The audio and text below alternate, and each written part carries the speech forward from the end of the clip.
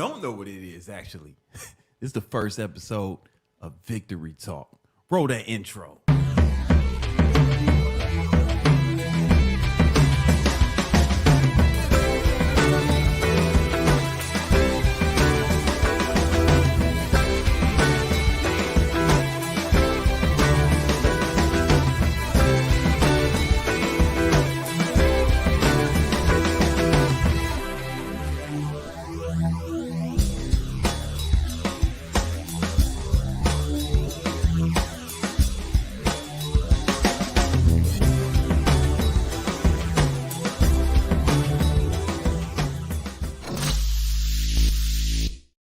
Oh, man. Yo, that intro was fire. That intro was fire if I do say so myself. Welcome to the very first episode of Victory Talk. This is going to be the live podcast that we're going to do here on YouTube. And eventually, I guess we'll put it on the other stuff. But for right now, it's a YouTube podcast because YouTube's where it all started. You know what I'm saying? YouTube is my first love. And it's good to be back with y'all. I used to do live podcasts all the time on YouTube, every week, right? Before it was cool, and I used to have a lot of people coming on, and then I got a break from that when I started getting into business and started, just making more money. I had too much money to spend my time with y'all on YouTube, but now I got so much money I can spend my time with y'all on YouTube. So we're back. We're back like we never left. Back where we first started. It's fantastic to be here. We spent a lot of time building this podcast studio. My man Nima, let's give my man Nima a round of applause. My new video guy. Say what up, Nima. Hey guys, how's it going? Yeah. So blessed, so glad to start this show finally, and it's fire. It's fire. Come on, man. Just make sure you don't go anywhere. Don't go nowhere. Don't go nowhere. Don't go nowhere. It's gonna be exciting and interesting. Nima's from where you from, man? The Middle East. Born and raised in Iran, baby. Come on, man. Yeah, You know what I'm saying? Yeah, and I was going to drop a bomb, but I ain't want to do it after you said Iran. I was going to hit the bomb button, but I was like, nah, that might get taken out of context. But we happy to have you, man. Oh, my pleasure. I look forward. It's amazing. Couldn't do this without you. My man, put me back on camera one because I'm looking good. Look at this shit, man. Look at this shit. Shout out to my girl. She put my books. Most people, they put their books in like alphabetical order or they use some sort of Dewey Decimal System. Not my girl. She color coordinated that shit. Listen, if your girl ain't color coordinating your books, you should go ahead and dump her. She don't love you.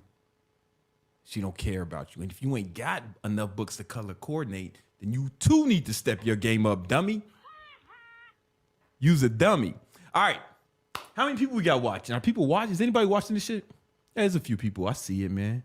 I see it. That's exciting. Listen, this podcast is not going to be built around having guests. Yes, I will have guests, but that's not going to be the thing. It's going to be about us, me talking to you, right? Sharing stuff with y'all that I think is going to be helpful. I don't want it to be all about the guest.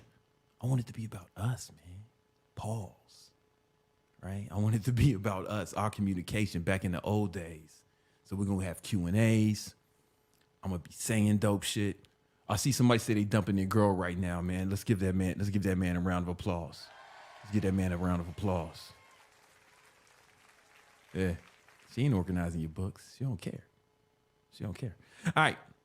But I want it to be about us and our communication with each other on a weekly basis. Is it going to be on Friday every week? Probably not. But the first one is. And that's where we at. And it's cool, man. What I want to do is I'm going to break this down into different segments. Kind of like the Tonight Show or some shit like that. And there will probably be some guests at the end. At the end, today we do have a guest, a special guest. He's going to talk about something kind of special, but that's going to be later on in the podcast. But first, I want to share with y'all some real talk.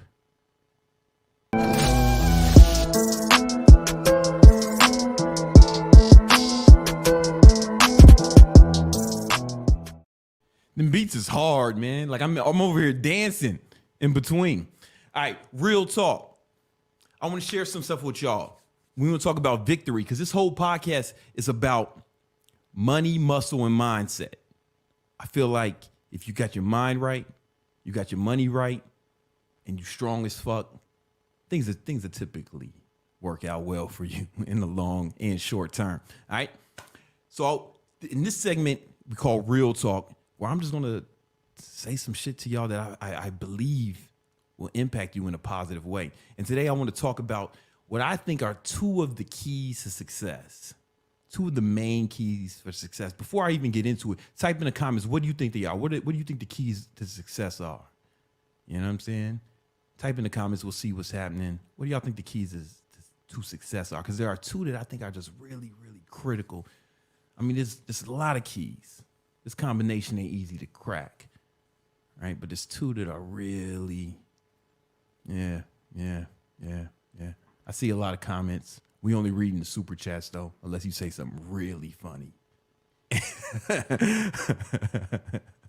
Unless you say something really funny, but whatever. All right. So I believe this in my heart, right? That the amount of success that you attain is going to be in direct proportion to the amount of pain you're willing to withstand and the amount of sacrifice you're willing to endure. It's all about pain and sacrifice. Let me explain. The average American makes like less than $50,000, like around $50,000 a year in America, right? The average American is like 17 pounds overweight. The average American is a fat loser. But it's not your fault, average American. Well, it's not all your fault. We got to give you some of that blame. You got to get some of that. But you've been conditioned to be soft and weak, right? That poor, broke loser that we were talking about initially, man, he can live a pretty good life, right? The cheap food is delicious, right? He's got some sort of smartphone device. He can get endless entertainment whenever he wants. He can live a pretty comfortable life being a fat loser, right? And human beings are naturally going to go towards the path of least resistance. It's in our nature, right? And they keep making it easier for you to be kind of average or below average, really. But those of you who are willing to sacrifice and willing to endure the pain it takes to climb the ladder of success, you are the ones who will succeed, right? Pain and sacrifice are kind of like the bouncer. They're like the bouncer at Club Success, right? Think of success like a nightclub, right? You wait in line, and the hot girls get in free. The hot girls get in free. They don't have to wait in line. They come in with all their friends. They blow right past you. The hot girls get in free. And all the guys, they're waiting in line. They got to see the bouncer before they get in. But he's not checking for your IDs, player. He's checking to see if you are soft and or weak. And if you are either one, you ain't going to get let in, man. You ain't going to get let in the Club Success. But here's the thing. The toughest among us, the ones who are most willing to endure and the most willing to sacrifice, man, not only do they get in, they popping bottles in there. They in the VIP, standing on the couch with Chris Brown in them, right? That's who them hot girls came to see. But you may be thinking, man, oh shit, sacrifice. Oh, I don't want to do. I want to enjoy life. Shut up, loser. Any asshole can enjoy life. We're talking about success. All right, now check this out. Sacrifice, you may be thinking it's a bad thing, but I want you to understand that even if you don't sacrifice for your goals, let's say you don't do it. You say, fuck it, I just want to enjoy life and I don't want to go out and I don't want to sacrifice. Well, you still make a sacrifice Because if you're not willing to sacrifice for your goals, then the goals become the sacrifice. So you got to make a sacrifice either way, dummy. It's just which one do you want to sacrifice, man? Your goals, your dreams, your hopes, your aspirations, the respect of your children and your wife? Or do you want to sacrifice some temporary, momentary pleasure? Right? And here's the beautiful thing about sacrifice. This is a cheat code. Because success, for me at least, a lot of y'all know my story. When my father, he shot himself in the head, boom, blew his brains out. And I had to take care of the whole family. And I guess I could have just, lived like the average 23, 24-year-old at the time. Instead, I went and got 4 jobs. I started waking up at 4 a.m., training people in the morning, boom. Then went to work security at the Prada store for like 8 hours. Then worked for my boy's moving company after that, 5 days a week, right? And on the weekends, I woke up early, trained people, and then managed a restaurant in Queens. I was the weekend manager of a barbecue restaurant in Queens on Steinway. And that was like 12, 14 hours work days every day for like 2 years. And it was a lot of sacrifice. But I had goals, baby. I was willing to sacrifice for those goals. I didn't just sit around being broke like a bitch. Come on, man. That's what you do, not me. I'm a G. So I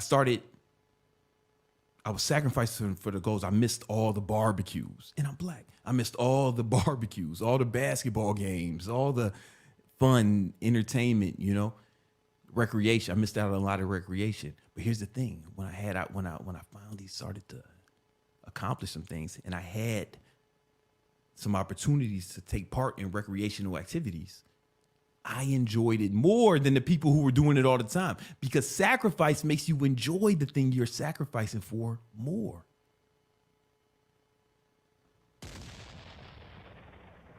Real shit. Anybody here ever fasted or went on a diet? Any of you guys? Or you all just fat? I'm sure some of you have fasted or went on a diet or something. Yo, Nima, are you Muslim? To be honest, no. But you've done Ramadan and back at the crib? Then I was like, okay, no, you never once. No. All right. No. All right. Well, then I see why you came to America. All right. No, it's all good. I too have no God. So we have that in common. Well, I have some friends who like they do Ramadan, and man, when they get that next meal, that first meal, it don't even have to be something good, man. They love that food so much more than me. They can be eating the same shit as me, but I can tell they really enjoying it because the sacrifice made them like the shit more. It made them appreciate it. Let me give you an example. No. Before I do that, what else is more important is when you are consistently indulging in pleasurable activities, you get used to it. It's something called hedonistic adaptation. Hedonistic adaptation. Meaning, when you do these things that you enjoy over and over again, you keep partaking in these pleasures and luxuries, you get kind of used to them and you don't get the same amount of pleasure that you once derived for them. For example, Nima, when I fly, I'm usually flying first class. You know what I'm saying? I can't be in the back. I can't be in back with the crying babies and the baby mamas and shit, Put me in the front of the plane. And then I do it all the time. Now, the very first time I flew first class, man, I was feeling it, man. I was like, I'm going to make sure I don't sleep. I'm eating all the food, everybody else's food. I'm doing whatever I can. I'm really enjoying it. I'm Instagramming it and shit. I was really enjoying that experience because it was novel. However, now it's kind of regular. And I don't get the same joy I once got from the same activity because it's normal to me. It's what I do. I take, 50 to 100 flights every year. It's not a big deal anymore. Until one day I had to take a flight. I remember it was to Chicago, but it was kind of last minute, and there was no first class flights available. I might as well go sleep under the bridge if I'm going to be flying coach with the rest of y'all. But I did it. And I got in that little ass seat. Remind you, I'm bigger in person, pause, than I look than I look like on video. People always say, man, you're bigger in person, pause. And I'm like, yeah, thank you. I digress. So I'm cramped up in there next to some crying babies, some other poor people, and they don't give me no food. I'm like, where's my pre-boarding drink and all this other shit? And it kind of sucked. I realized how much I didn't like it. On the way back, I flew first class again, like I'm supposed to. And I was like, oh my God. I appreciated it more, right? The sacrifice allowed me to appreciate it. I say all that to say this. I'm not saying that just to flex on you motherfuckers. If you're willing to sacrifice, it actually makes the thing you're sacrificing more enjoyable. So not only do you get closer, sacrifice helps you get closer to your goals faster, right? But it also makes the things you're sacrificing more enjoyable. You start to like it more. You enjoy it more instead of just getting used to it. Does this make sense? Does this make sense? Am I articulating this shit right? So I say all of that to say this. You got to be willing to sacrifice for your goals. I want you to think about your dreams, your aspirations. What does victory mean to you? This is victory talk. We talking about winning, right? That's what we here for. We're here to be champions. Think about what that means to you. All right? What would you have to sacrifice in order to obtain it? And are you willing to sacrifice it? And it's okay if you're not.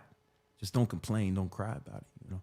But if you are, if you're willing to sacrifice it, man, you can have whatever you want. I'm telling you, man, ain't nothing you can't get. And I say that it might be like, oh man, but Brandon, you covered in Gucci and diamonds all the time on a consistent basis. Yeah. But it wasn't always like that. I'm from the south side of Chicago, man. You know what I'm saying? Gang infested wasteland. You know, my father killed himself. You know, I had a lot of struggles, you know, but it was pure grit and sacrifice. And that's what helped me get there, man. And I'm telling you, you guys can too.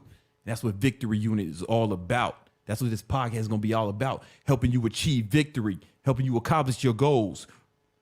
Reaching the mountaintop, man. Reaching the mountaintop. I don't want to go too hard on this, man, but listen, guys, this real talk. There's two types of people in the world.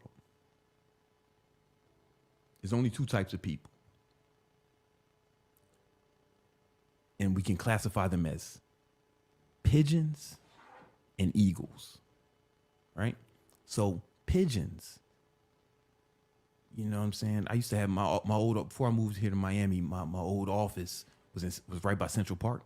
And I used to go to the park all the time. And I would see these fucking dirty ass pigeons waiting for some old bitch to throw crumbs and shit on the floor. Just eating crumbs off the ground, fighting over it. Like goddamn savages.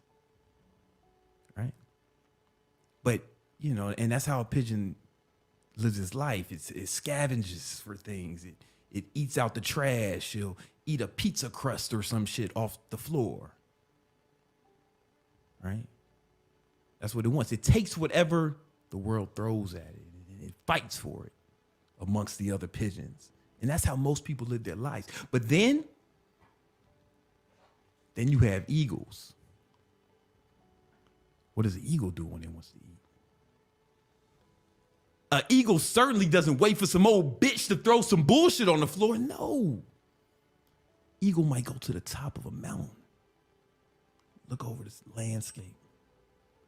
Oh, what is that? A pigeon.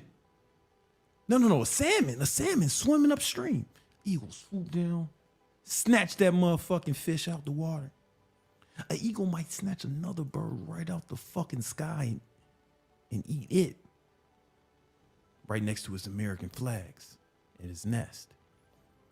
See, when an eagle wants something, it goes after it. It goes and take it. Yeah, it might be more difficult than eating trash off the floor, but man, fresh salmon, I'm sure it tastes way better than some fucking crust that some old lady threw on the fucking floor, right?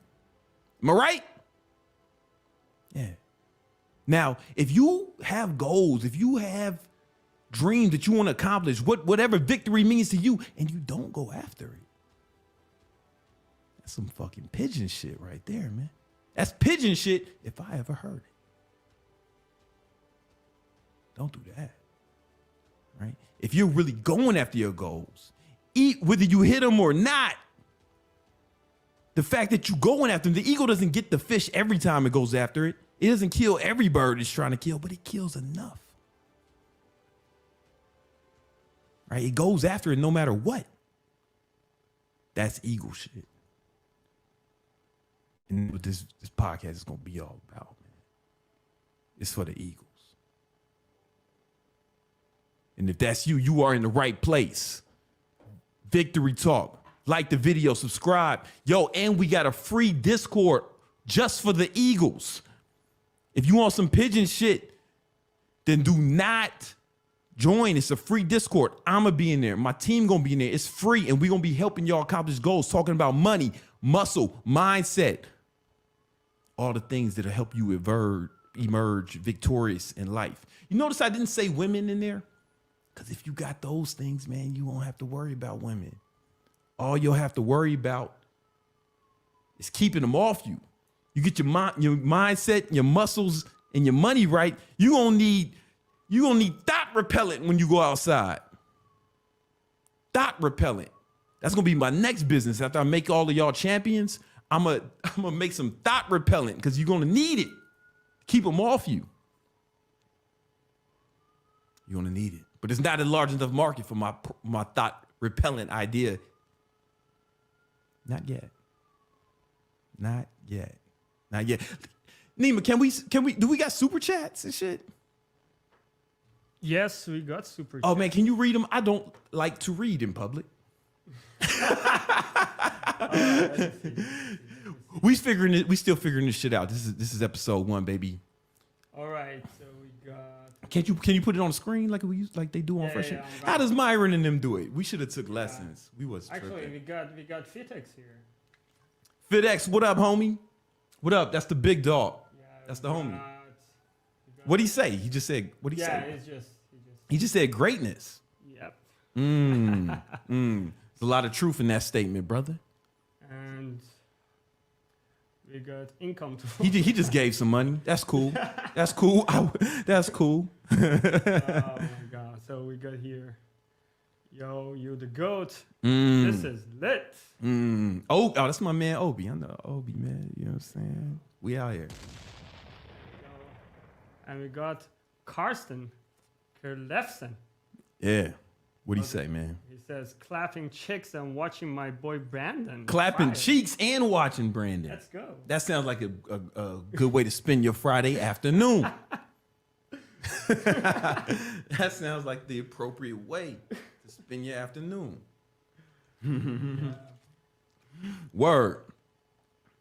That's what's up, man. Listen, we got a lot of champions watching. I'm excited. Make sure y'all join that free Discord. You know what it is. And Yeah, guys, link is below in the description. link is below in the description for the free Discord.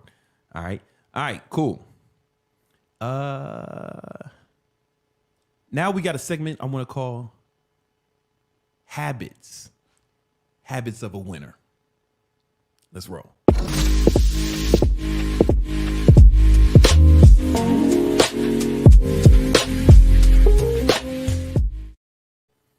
Yeah. We got different intro. We got different songs for the intros, man. You know what it is. Victory Unit. All right. Can I get my iPad screen, Nima? Yep. Oh, man, I might not have it. Hold up. Is it on? Do you see it? It's loading. Yep. There it Psst, is. come on, man. Come on. And we got the big Brandon up there. Let's go. Yeah. Listen, all right, guys. Habits of a winner. Winner habits. All right. So I want you, number one, first habit of a winner is you have to remember that there's only two things you can control. There's only two things you can control in life. You can't control your outside circumstances, and you cannot control other people. What can you control? You control your actions. You control your actions, and you can control your attitude. Yo, I spell words wrong and my handwriting is really bad. All right. Did I spell attitude right? Maybe. Psst, come on, man. Shout out to me. Even with dyslexia, I have diagnosed with dyslexia. If you make fun of me for it, it's a hate crime. You're going to get canceled. Out here making fun of the handicap. All you can control is your actions and your attitude. That's all you want to focus on. But you have to really focus on those two things. All right. And so how do we do that? First, we're going to talk about attitude. We're going to talk about attitude. It could be called your state.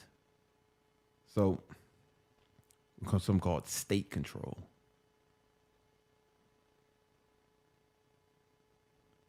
Right? My handwriting is awful. Don't worry about it. Don't worry about it. It's not a big deal. Don't worry about it. All right.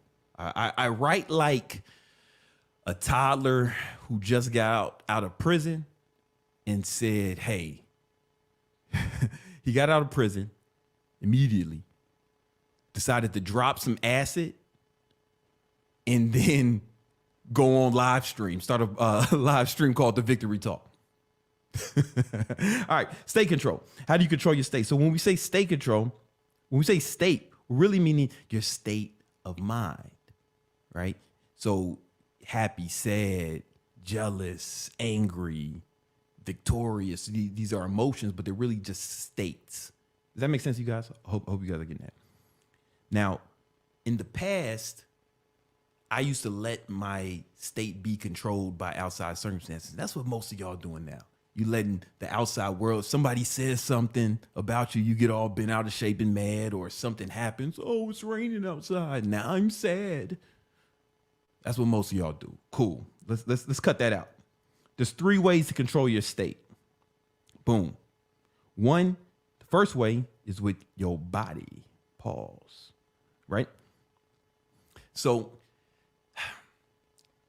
motion creates emotion. I stole that from Tony Robbins. Motion creates emotion. The way you move your body, the way you move your physical body actually has an impact on your brain and your emotions. For example, I'm usually at a standing desk when I work. I'm just sitting down because I'm going to be here with y'all for a while. But I usually at a standing desk. Why? Because if you sit down for too long, what happens if you sit down for too long? Right? You soon eventually going to get kind of tired, maybe lethargic. Right? You know, when you're in a movie, you get up, you stretch, because you've been sitting down for like 2 hours. Right? That's why I walk standing up. And a lot of times on a treadmill, because I want to have an energetic baller state. I want to be like I'm moving fast to the money. Right? Also, there's a video on YouTube. I should have had that on deck. There's a video on YouTube of this chick. She's a professor from Stanford or someplace like that. And she was explaining how they did an experiment. They had 2 sets of people, right? Set A and set B. Set A, they had them stand in like powerful poses, like superheroes for like 2 minutes, right? And the second set B, they had them sit like little hoes, like bitches. They was like, they had real bitch body language, you know? And they made them do that for 2 minutes. They tested their testosterone levels and cortisol levels before and after the 2 minutes. And what they noticed was the people who were standing like G's, like Victory Unit Discord members, like baller shot callers, heroes, what they were doing was they noticed that after their testosterone levels went up and their cortisol levels went down. Cortisol is the stress hormone, right? When your cortisol level is high chronically, you're gonna gain fat easier. Your body's gonna lose muscle. It's awful. You got to keep the cortisol low, right? They were stressed out. They turned into bitches just by the way they use their bodies. But then said, hey, when they tested their testosterone after, their testosterone was higher and their cortisol was lower. They was chilling and they felt powerful, right? Your body has a real impact not only on your emotions, but actually your hormones, your endocrine system, right? So keep this in mind. Whenever you need to change your motherfucking state, you're not feeling right, the easiest way is to use your body. Pause. Second way. Boom. Second way is your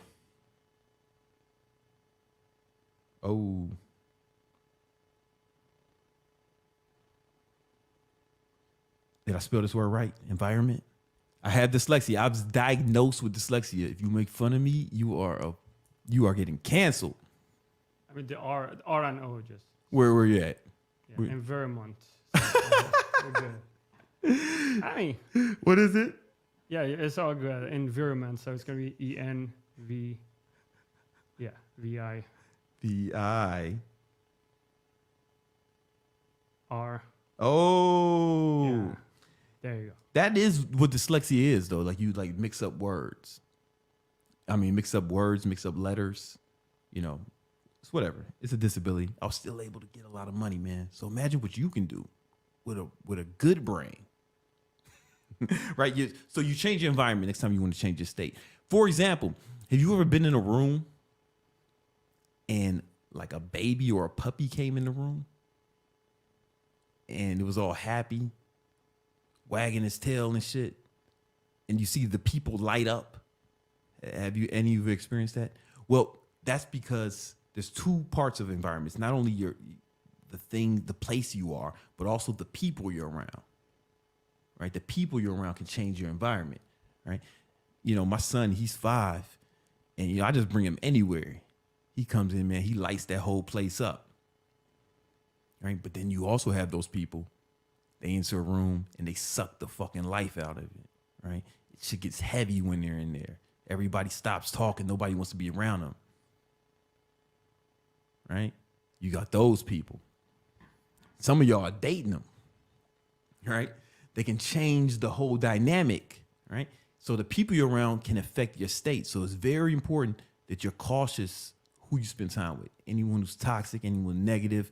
Negativity, you know, pessimists, negative people, you got to stay away from them like the plague. They're going to bring bad luck wherever they go, right? But also your actual, the place you're at, right? Your location. You feel me?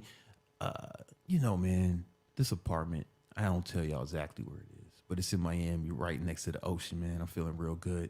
And every morning I wake up, you know, and after my workout, I go for a walk right over here on the ocean. And it's beautiful. I'm always in a better mood. Right? I'm always in a better mood. You know, just being on the ocean, seeing all that, it does something to my state. Sometimes I see a fucking manatee. Manatees look, I saw my first manatee, Nima. It looks like a brontosaurus took a shit and then that shit came alive and said good morning to me after I worked out. I never looked at it that way. But you won't be able to unsee it. You won't be able to see it. They look like a brontosaurus shit came to life, but they're real friendly and they got good energy, right? They say what up to a G almost every morning. It's pretty dope, right? So you change your environment. You might need to like go somewhere else. So I used to go on those walks in Central Park when I was living in Manhattan.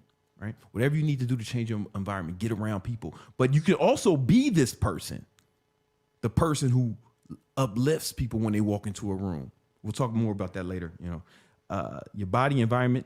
Anybody know what's the most effective way and the most important way to change your state? I'll tell you, man. Focus. Focus. What you focus on. Whatever you focus on, you will feel.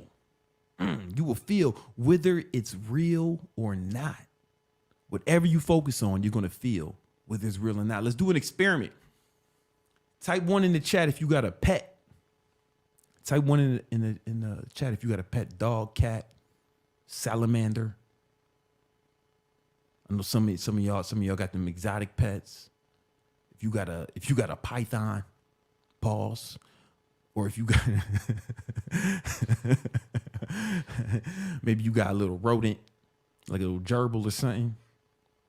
All right, imagine your pet crawling in your room, but it ain't walking right. It ain't walking as the way you've grown accustomed to. Something's off, and it's slow. Or imagine it's happening, and it walks up to you, and it goes and just dies right in front of you. Goddamn. How would that feel? All right, I was just playing, guys. Your pet is fine. Your pet is fine. But I know some of y'all felt that shit right there. And it's not your fault. It's okay, right? I just wanted to illustrate that whatever you focus on, you will feel. I just made some shit up. And a lot of you felt it. You feel me? Whatever you focus on, you'll feel, right? So what you need to do is change what you're focusing on, right? So I have problems too. I know. Contrary to popular belief, sometimes things don't go right for me, right?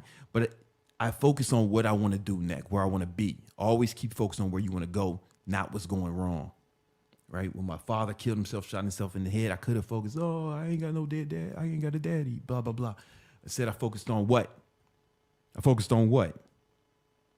Getting money. I focused on getting money. And not because I'm cold or heartless, but to the contrary, right? I had to take care of my family. I had to take care of my mom. I had to take care of my sister, her son. I had to look out for everybody. So I went and focused on getting some money and I focused on what I could do to help the family, not the fact that the family was in this awful situation. Does that make sense? Hope you guys are getting that, because that's powerful. Whatever you focus on, you're going to feel, right? Let's bring it back. I might be taking too long here. I lost my other shit. Take it off my screen so I can find this. We're still running through it. All right, whatever. Why so you can focus on your attitude and your actions. Let's talk about the actions, right? I already told you how to focus on how to change your attitude, change your state. Now it's the actions. See, so this is how most people think, right? They look at the results, whatever's happening.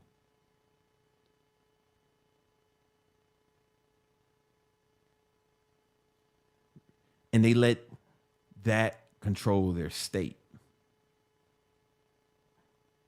right? That's a problem, because no matter how good you are, you're going to lose sometimes. You're going to take L's. No matter how good you are. Steph Curry, best three-point shooter of all time. His three-point percentage is under 50%.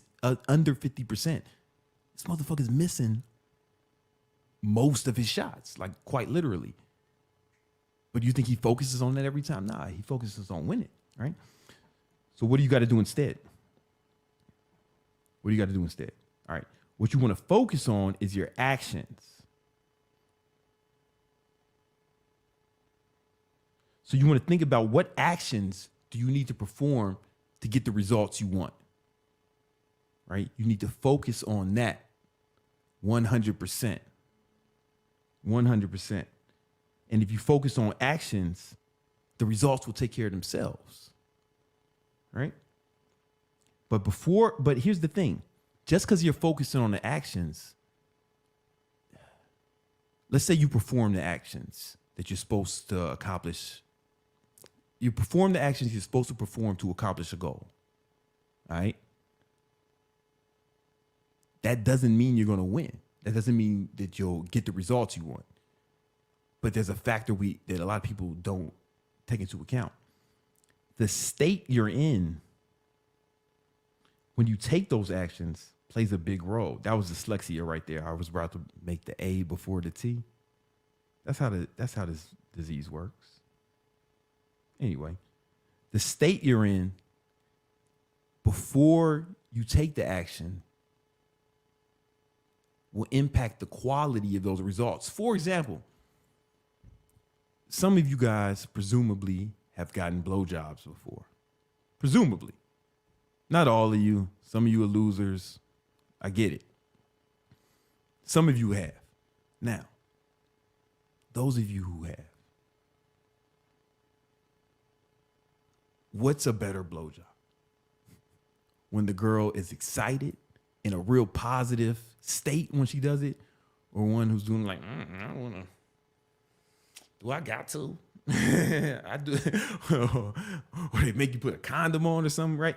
The state they're in affects the quality of those results, right? So it stands to reason that we should think about the state first. Now, we're not giving blowjobs. We're going after our goals. We're making moves and getting money, right? But it's still applicable, right? So when you're in a negative state, the actions you take will not get you positive results, or are more or less likely to, right? But when you're in a positive state, the actions you take are more likely to lead to positive results. Is this making sense? I know I lost a lot of y'all at blowjobs. Some of y'all left and went on Pornhub. I get it. But those of you who were able to stay focused for this brief amount of time, man, your life is going to improve as a result. Now, here's what most people do, though, right? They focus on the results, or they let the results control their focus, right? And then that impacts their state negatively. Boom. Then the actions they take are more likely to have negative results. Those negative results they focus on that more, and their state keeps getting worse. It's a cycle of failure because they're thinking about the results, right? This is very important. And if your state is so bad, you might not even take the actions. You know, some of you guys get depressed and shit. They're sad, oh, my girlfriend dumped me, and you don't work out. Weak, right? You don't work out or something, right? Or you do work out, but it don't feel good because you're sad about something. Someone died or something. I don't know, right? So you're not working out as good because you're in a negative state. But what if you watched one of Brandon Carter's old motivational videos before you went down there? You got your state pumped up, then went to the gym. You'll lift all the weights, right? Your state is very important. A lot of people leave this part out. So check me out. Here's the key. We don't focus on the result at all. We do not focus on the result at all. You only focus on taking the actions. Boom. Right? So, because let me explain. My sales team, even the best salesperson is not closing at 100%. I know because I'm one of the best salespeople, right? And I don't close at 100%, right? But I don't think about the sale when I'm on the call. I think about presenting the best performance on that sales call. All I think about is my performance, my actions. And what happens is, whether I get the result I wanted or not, I know my actions are going to be on point. And I'm proud of that call. And I told my sales team to do this. There was a few of them that were stinking up the place. I'm going to be honest with you, man. On the verge of getting fired. I shouldn't have did that. That's how we fire. And I did it again. I did it twice. All right, whatever. They were on the verge of getting fired, right? I pulled these guys aside. All right, listen. All I want you to do when you're on a sales call, I can tell you guys are thinking about getting the sale. You got commission breath, right? I can smell the neediness on you, and it's repulsive, right? You know, I'm spending money on these leads, and you fucking burning dollars left and right. So here's what I want you to do if you want to keep your job. This is what I want you to do. Don't think about getting the sale. All I want you to think about is on this call is when Brandon watches the video, you want to be proud of your performance. When we play it for the other salespeople, you want to be proud of your performance, right? And they started doing that. And guess what? Well, that was the criteria for victory. The action was the criteria for victory, not the result. So this means every call had the potential to be a victory. And if every call is a victory, and they focusing on that, what do you think that does for their state? Their state improved. So the actions improved too. Guess what? Everybody's results improved because of it. Not focusing on the result improved the result. Just focusing on the actions. Man, some of y'all are too fucking stupid to get this. I know it. Some of y'all are destined for failure in life, and that's okay. But there's somebody out here who got it, who's getting it. It was like, damn, Brandon's out here dropping bombs. He's killing this shit. Some of y'all got that. Some of y'all got that. Do we got any comments that need to be read? Yes, actually. Let's go for it. Let's go. All right, we got JRay2K16. I'm going to pull the comment here. Hey, Mr. Carter, I'm about to start the keto diet for the first time. What side effects should I expect, and what are some remedies that could help? I'm gonna answer that. It's a good time to take a little time for Q&A. What remedies you have for that, man? All right, what you can expect is the number one side effect of going on keto is this weird feeling of superiority that you'll have. Especially when you start something new. It's the same with everything, veganism. Anytime somebody starts something new, they get so enthusiastic about it. They want to start proselytizing. They want to tell everybody about it. They want to become an evangelist for this cause, right? They think it's the only way because they're getting good results. And what you got to remember is, hey, you can get in great shape without doing keto, right? You can lose weight without doing keto. There's other good reasons to do keto, right? But you don't need to do keto to get in good shape. But a lot of guys, they start doing keto or fucking anything, P90X, CrossFit, and that's all they want to talk about it. Don't be that guy, right? You can get in shape doing anything. I've been a trainer for over 20 years. Everything works. I know vegans that are in great shape. I know people who eat nothing but carbs and are in great shape. Puerto Ricans. And they like carbohydrates. Them tiny bananas, rice. I don't think that was racist. I don't think so. And everything works, right? Let's say you were doing a math problem. You needed to get the sum 6. You needed to get to the number 6. Well, you can do 4 plus 2, right? You can do 6 times 1. There's a lot of different ways to get to 6. In fact, there's infinite amount of ways to get to 6. Don't think that your way is the best way. I would say that's the biggest danger. That's bigger than any physical thing, is to become a dork about it and think it's the only way. Keto's just my preferred way. I've tried many ways to get in shape and stay ripped, and keto is the one that I like the best. It's not the only way. So just remember that. Even if you get great results and you follow, everything works so you can get great results. Just know that you don't have to be a dork about it. And when people start talking shit about keto, just remember they're being a dork about their thing, about their way, and just let them do it, man. It's cool. Oh yeah, man. It's not for everybody. It's cool. Yeah, that's the number one side effect. There's another one if you wanna. What's up, man? What are you saying? Okay, he's saying that if you were to time travel and give your younger self books or like advice to level up those resources, what would they be? It depends on what time period we go into. Let's say we are going back to when you were, let's say 16, 17. 16. Put the gun down.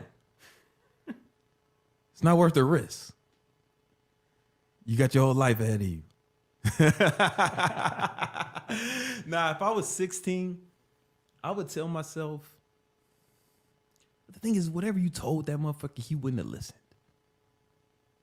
You know what I'm saying? 16-year-olds, some of them, man, they think they got it all figured out until life starts beating them down a little bit, you know? Then they get smart. I would tell him that, you know, listen, bro, you're gonna make a lot of mistakes, and that's okay. You'll make a lot of mistakes. The key is to not make the big mistakes. Right? Don't have no babies. Don't go to jail. You know, and stay alive. Right? I mean, everything else you can pretty much recover from.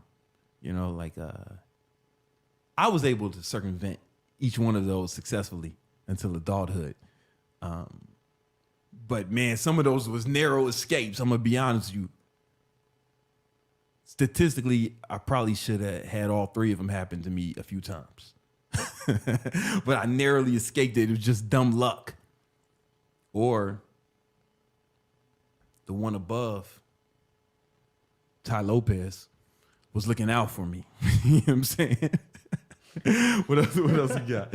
So I would say just know you're going to make a lot of mistakes. Just try not to make the big ones, and you can recover from them, right? But don't let the fear of making mistakes turn you into a bitch, right? Because a failure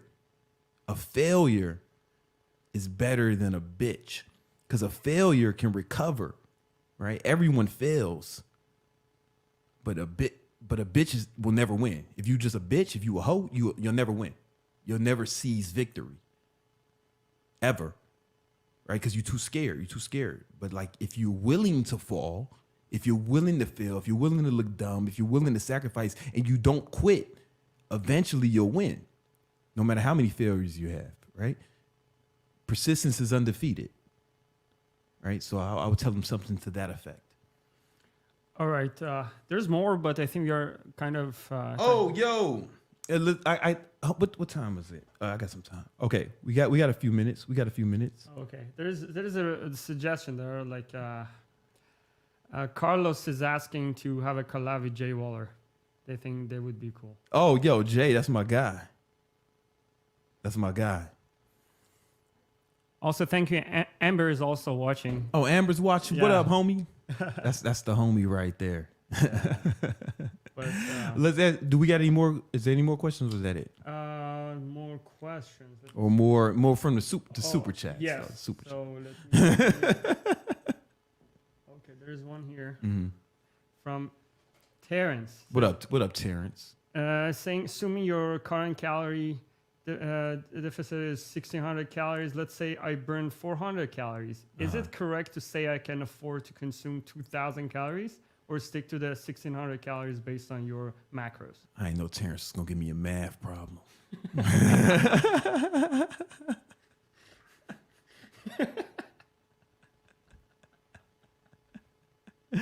Well, here's the thing, Terrence. I mean, I know you say your deficit is 1,600, and you know you burn 400. You know, that whole burning thing is difficult. It can be difficult to assess. You know, there's difficulty in assessing it, right? Like of course, I have apps and stuff, and I wear an Oura ring and all this stuff. I'm trying to burn it, but it's difficult to assess it with any degree of accuracy because there's certain things that can affect the burn side of that, right? The calorie expenditure, right? So, for example, these rings and stuff, they just put it in like a math problem, and they have an algorithm, but they don't know what my testosterone level is, right? Testosterone levels play a role in thermodynamics. It's still thermodynamics, to be clear. It's still calories in, calories out. But the hormones affect the calorie out portion significantly. And I don't think people to say it's all calories in, calories out is a gross oversimplification of human biology. For example, two guys, same weight, they're doing the same exact activity. In fact, they're twins. They're biologically identical. But one of them decides to shoot testosterone. He's going to lose fat and gain muscle faster, right? Even though he's doing everything the same. Why? Because the hormones play a role, right? The hormones play a huge role in especially the expenditure part, right? You can control the input, like how many calories you input, but the expenditure is malleable, right? For example, if someone doesn't get enough sleep, multiple days in a row, their testosterone is going to be lower, right? So they're not going to be, even though they think they're burning the same as they were when they were rested, because their hormonal level has changed, the environment those calories are entering has been altered, right? So things are going to be a little different. I mean, hormones really play a huge role. This is why PEDs work, right? They're basically synthetic versions of human hormones, or they spike human hormones. I say all that to say this, Terrence. If you're in a deficit, right? I'm assuming that 2,000 calories, if I understand correctly, is the deficit puts you at that 1,600 calorie deficit according to your math, and you burning. I mean, you should be fine, right? You should be fine. But here's the thing: track it every day. This is more important than anything. I want to tell you something. Track it. Track everything. I track everything I eat. I keep a scale in my bag. I weigh everything. I've been doing that for years. So if I'm not getting the results I want, I can alter the input, right? If I'm getting a little too fat, which is almost never, but sometimes I can lower my calories. Or I can find out things about myself that may not be supported by the literature. For example, if someone is in ketosis, right? The science tells us that if they eat too much protein or over a certain amount of protein, that protein will convert into glycogen, right? It's called glyconeogenesis, right? And that will take you out of ketosis. But I've noticed from tracking and experimenting on myself that I can have significantly higher protein and stay in ketosis. And I know that from the first 2 years I did keto, I tracked my blood ketone levels twice a day, right? And the literature didn't support that, right? I guess I was an outlier, but I wouldn't have known that if I didn't test on myself. So I track everything and test on yourself, see what's working and what's not working for you. I'll say that's the most important thing. Follow the guidelines, but then see what's working. All right. We got our guest. All right. Well, listen, guys. Remember, the Victory Unit podcast is about money, muscle, and mindset. And if you want to get some money here, it's time to learn about the market. Let's do the market recap. Market recap for the week. Let's go. All right. Yeah. Now we're going to get this together.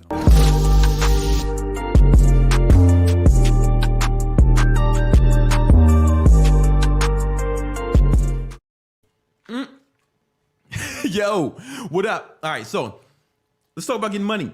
I'm about to bring to the stage via the internet my guy, Romulus. Romulus is the best trader I've ever met. See, I get all my long-term holding advice and investment from my boy Moneyberg. You guys know him, you love him, it's my guy. But I like to trade. Moneyberg don't like to trade, and that's cool, right? They have different strategies, and I have different mentors for different things. And when it comes to trading, Romulus is my mentor. So let's bring him on. Let's bring Romulus to the stage. His camera is... Oh, no, wait, I don't think he wants to show his camera. Okay. Yeah, just let him on and see what happens. Because Romulus don't never show his face. You know, I've never seen him.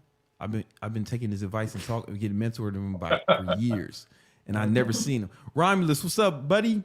Hey, good afternoon, everybody. Money, mindset, muscles, fitness, well-being. God, it's going great. I'm so thrilled to be here with everybody. And congratulations, Brandon, on kicking off the latest and greatest version of everything you're doing. The years of hard work has just elevated you to a level that, man, people got to get a jet to get up to see you. Yeah. Romulus, man. Yeah, I know, nobody's ever seen you, and I like to keep you shrouded in mystery. You like my secret weapon. Yeah, it's kind of been like that for a couple of years. We've been working as the wizard behind the curtain, but there's an opportunity for some of the people that have really been loyal to you for a long time to get access to something that they just never would if it weren't for you and our connection. Romulus, can I show them something real quick? You guys are in for a treat, man. Like I don't even tell anybody about Romulus, but I want to give you some props. So I'm opening my trading account, and I'm going to cover up some of the sensitive numbers. But you can see, can you see that, Nima? I can, yeah, I can see it. Yeah, my eyes are wide open on that. Yeah, it's the last 3 months. Last 3 months. What does the number say? Up over 60%, I believe. 60% in the last 3 months, and this is not a screenshot. You can see me like moving this around. You know, I don't want to show nothing sensitive in here, but my account is up. My trading account is up 67% in the last 3 months, thanks to the advice from Romulus, and that's why I wanted to bring you on the Victory Unit podcast, because we about getting money, man, and you helped me get like a lot you said, of money, mindset, and muscle, and it's all combined one big effort, and it leads to 60% plus gains in your trading account. It leads to health, wellness, and longevity for across the board. But go back a second and talk about the 60% for 3 months. And we've had a great year, as you know. But unfortunately, and we understand the Victory audience out there, Brandon and I are very sensitive to the losses that many of you have experienced in your trading and investing so far this year. We don't make light of that. We have fun when we're on the air together. We enjoy talking about this stuff, but we understand how very serious and important this truly is to you, your well-being, and your family. Okay, first of all. Second, the year has been a lot of money.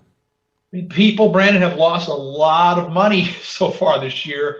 There's no question about that. And by the way, it looks like the hard work for you, it's paying off. You look good. You look fit. You look ready to go. Come on, man. You know what it is, Romulus. We out here. Yep. Been a couple weeks since you and I have gotten together, so you're looking good. All right. So, yeah, like I said, this year's been a really tough year for just about everybody. I don't care if you're a highest level professional sitting in the ivory towers of Wall Street, or you're just a working stiff like us trying to get through it and make it happen. Everybody's having a tough time, but not us. Not us. As a matter of fact, the opposite. We're crushing the market. And let me ask you this, Brandon. What's up? Do you spend 90 hours a week in your trading? You literally do that a couple minutes a day. That's a fact. That's a fact. Yeah. And it's a couple minutes a day. Now, go ahead. And he's making 60% plus in 3 months. And the last 3 months have just been totally destructive to everybody else out there. That's what can happen with jumping into Club Romulus. That's what can happen when you are a Centurion. And we can get to that in a minute here. Yeah. How to involve people. I was wondering if we can talk about what's been happening in the market. I can share my screen if you want me to bring up any stocks or any charts. Yeah, absolutely. Why don't we just bring up a screen of the 10-year yield? I mean, we'll go through it real quick. Look, if anyone out there listening has been to a bank to borrow money to buy a car, to buy a house, looking at your credit card, which is everybody, by the way. What's the 10-year yield? What's the symbol, Romulus? US 10Y. US 10Y. But so you guys all know that things are different today than they were a year ago, than 2 years ago. You're paying a lot more in interest. When was the last time you went to the grocery store and tried to buy anything? How much more are you paying today than you were last week, last month, last year? It's all incredible, the differences these days. That's not going to stop. It may slow down a little bit, but it's not going to stop. Without a plan to correct the losses in your accounts, they may come and go, but overall, they're going to continue. Okay, you see the trend in the interest rate environment. It's not going to change overnight. Right now, I got it up right now on the screen, Romulus. The 10-year. Yeah, so you see the fat green line underneath those little sticks. Those are candles, by the way. And over time, Brandon and I will teach you what all this stuff is. Don't worry if you don't fully understand it today. It's a language. Join the Discord if you want to learn this stuff, guys. It's free. We got free lessons in there, and we're going to add more. Is the link for the folks to join the Discord, is that posted somewhere, Brandon? That's in the description, man. You know what it is. That's in the description. Okay, so they can jump in there. Please do so. And by the way, again, anybody listening, checking this out, watching, if you have any questions for me directly about trading and investing, about what's going on with your money, about what's happening to your accounts, just shoot them to me in Discord. I'm going to be in there starting Monday morning all the time, checking things out. Really would love to hear from you. So back to the chart that you're seeing. Does that look like something that's about to turn around dramatically and start heading the other way? I mean, you don't need to. You know what? These guys are novices, Romulus. Can you tell them what this even means if this is going up? Yeah, so that means interest rates everywhere in the world are going up. What you pay your credit card company, what you pay for your car loan, what you pay for your mortgage, which then makes everything else more expensive. What you pay to feed your family, what you pay to put the gas in your car to drive to work. Everything is relating to that fat green line. Yeah. And again, does it look like that fat green line is about to start heading dramatically the other way next week? Of course it doesn't. Of course it doesn't. It's something that takes a long time to get going. In other words, things that you've been seeing lately, they're not going to change over the long term really quick. You've got to get a plan. You've got to start taking action to improve your trading and investing. We have absolutely been blowing these markets away this year. I mean, Brandon, what was it just a couple of days ago? Put a trade out. There's something crazy in the background. This is something we're going to talk about later. I just want everybody to know I didn't just have this up for no reason. We're going to talk about this later. This is a guy from Manhattan. I didn't want y'all to think that this was just some chrome for no reason. But we're going to talk about that later in the podcast. It was a funny story. But anyway. Not stop with the shenanigans out there with these people. But a little over a week ago, markets were falling tremendously. I mean, it was a big sell-off going on. Maybe some of you were involved in that, losing money again. And we stepped in at the very low point. We took care of all our trades that were winning, and we reversed, made a bunch of money when the markets flew up. And this was all, I was doing this from the beach. I was at the beach that day, Brandon. I was sitting on the beach when I did that. When all this was happening, excuse me, Ramos, I'm not as good at what you were trading view, so I don't know how to take away my lines and all this stuff. Over time, we'll continue to improve and get these things better. I don't know how to take them down because I just keep them up for me. But I mean, if I put this on a monthly chart, so guys, you understand each one of these candles is now a month. Romulus told me to start selling stuff. Like when? Was it like around here? I'll tell you exactly when it was. Yeah. January 13th. Yeah. January 13th, when the stock market itself was right off of its highest point that it had ever been at in almost 11 years, the highest point that it's run, the longest running bull market in American history. And I put out a note that day, you got that note. I said, just sell everything, please. Please just sell everything. Get out. I didn't sell everything, but I sold a lot. And it definitely all my crypto, thank God. Well, okay. Well, you must have held on to some things for sentimental purposes or perhaps something that you were involved in earlier. It was like longer term stuff, and it's like if I would have sold it all, I had to pay taxes, like too much taxes. Yeah, I get that too. I don't know if that was the right move or not, but it felt right. Yeah, and look, you definitely sold a lot, and not only that, there are ways that Brandon and I will teach you how to make money when the market drops. You don't only have to wait for it to go up. Okay, you can make a lot of money. We have been. Where do you think his 60% come from? Digging gold out of his backyard? It was shorting stuff. Romulus, is it okay if I tell him about the one trade you gave me around this time? Tell him everything, Brandon. Everything. Yeah, all right, cool. So Romulus told me to put a short on the S&P 500, and it was a 2x leverage short. I don't have time to go into what that means, but it was a 2x leverage short, and I had $300,000 on it around this point, and then I sold it like around. When did you tell us to sell that? I mean, we've been in and out of that trade. Yeah, but you sold it once here, then we bought it again here, and then we sold it here. Then we sold it again like somewhere around here. Yeah, I mean, we're talking about this guy you're listening to, the mindset muscle maven. I mean, he is himself into Gordon Gecko, for crying out loud. I mean, it's crazy. I'm trying to get like you and my man. I saw my man Weenie Trades. Y'all work together, and man, they just really, we just been making so much money while everyone else is losing money in this market, and it's so important that you guys understand it. Look, it's my mission in life to Yeah. help you put more money into your pockets to Come on. help your family. Please let us help you. I've been doing this for 28 years. I started my career, Brandon, at 67 Wall Street, New York City, September 1994. That's when I started my career. Yeah. I have seen the craziest markets. And unfortunately, when the bear market comes like it is now, Yeah. good people lose money that they've worked their asses off for years to accumulate. Yeah. People that are watching right now, you guys are hardworking people. You didn't know that the government was going to do this crazy stuff and put these markets in the condition that they're in right now. You didn't know that. It's not your fault. But now you've got two people that are in your corner. Just join the Discord, click the link right there, and We're start gonna give a talking bunch of about- stock advice in there. Like me, Ryman's gonna be in there.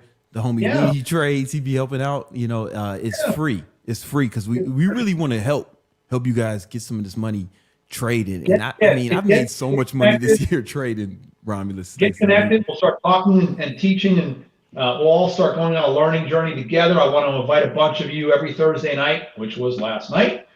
I do a 1 hour show for my people. I call them Centurions.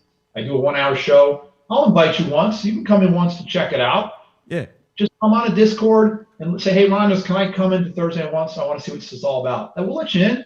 Sure. You know, Can I we ask wanna you a help question? everybody. Romulus, can I ask you a question? Please do.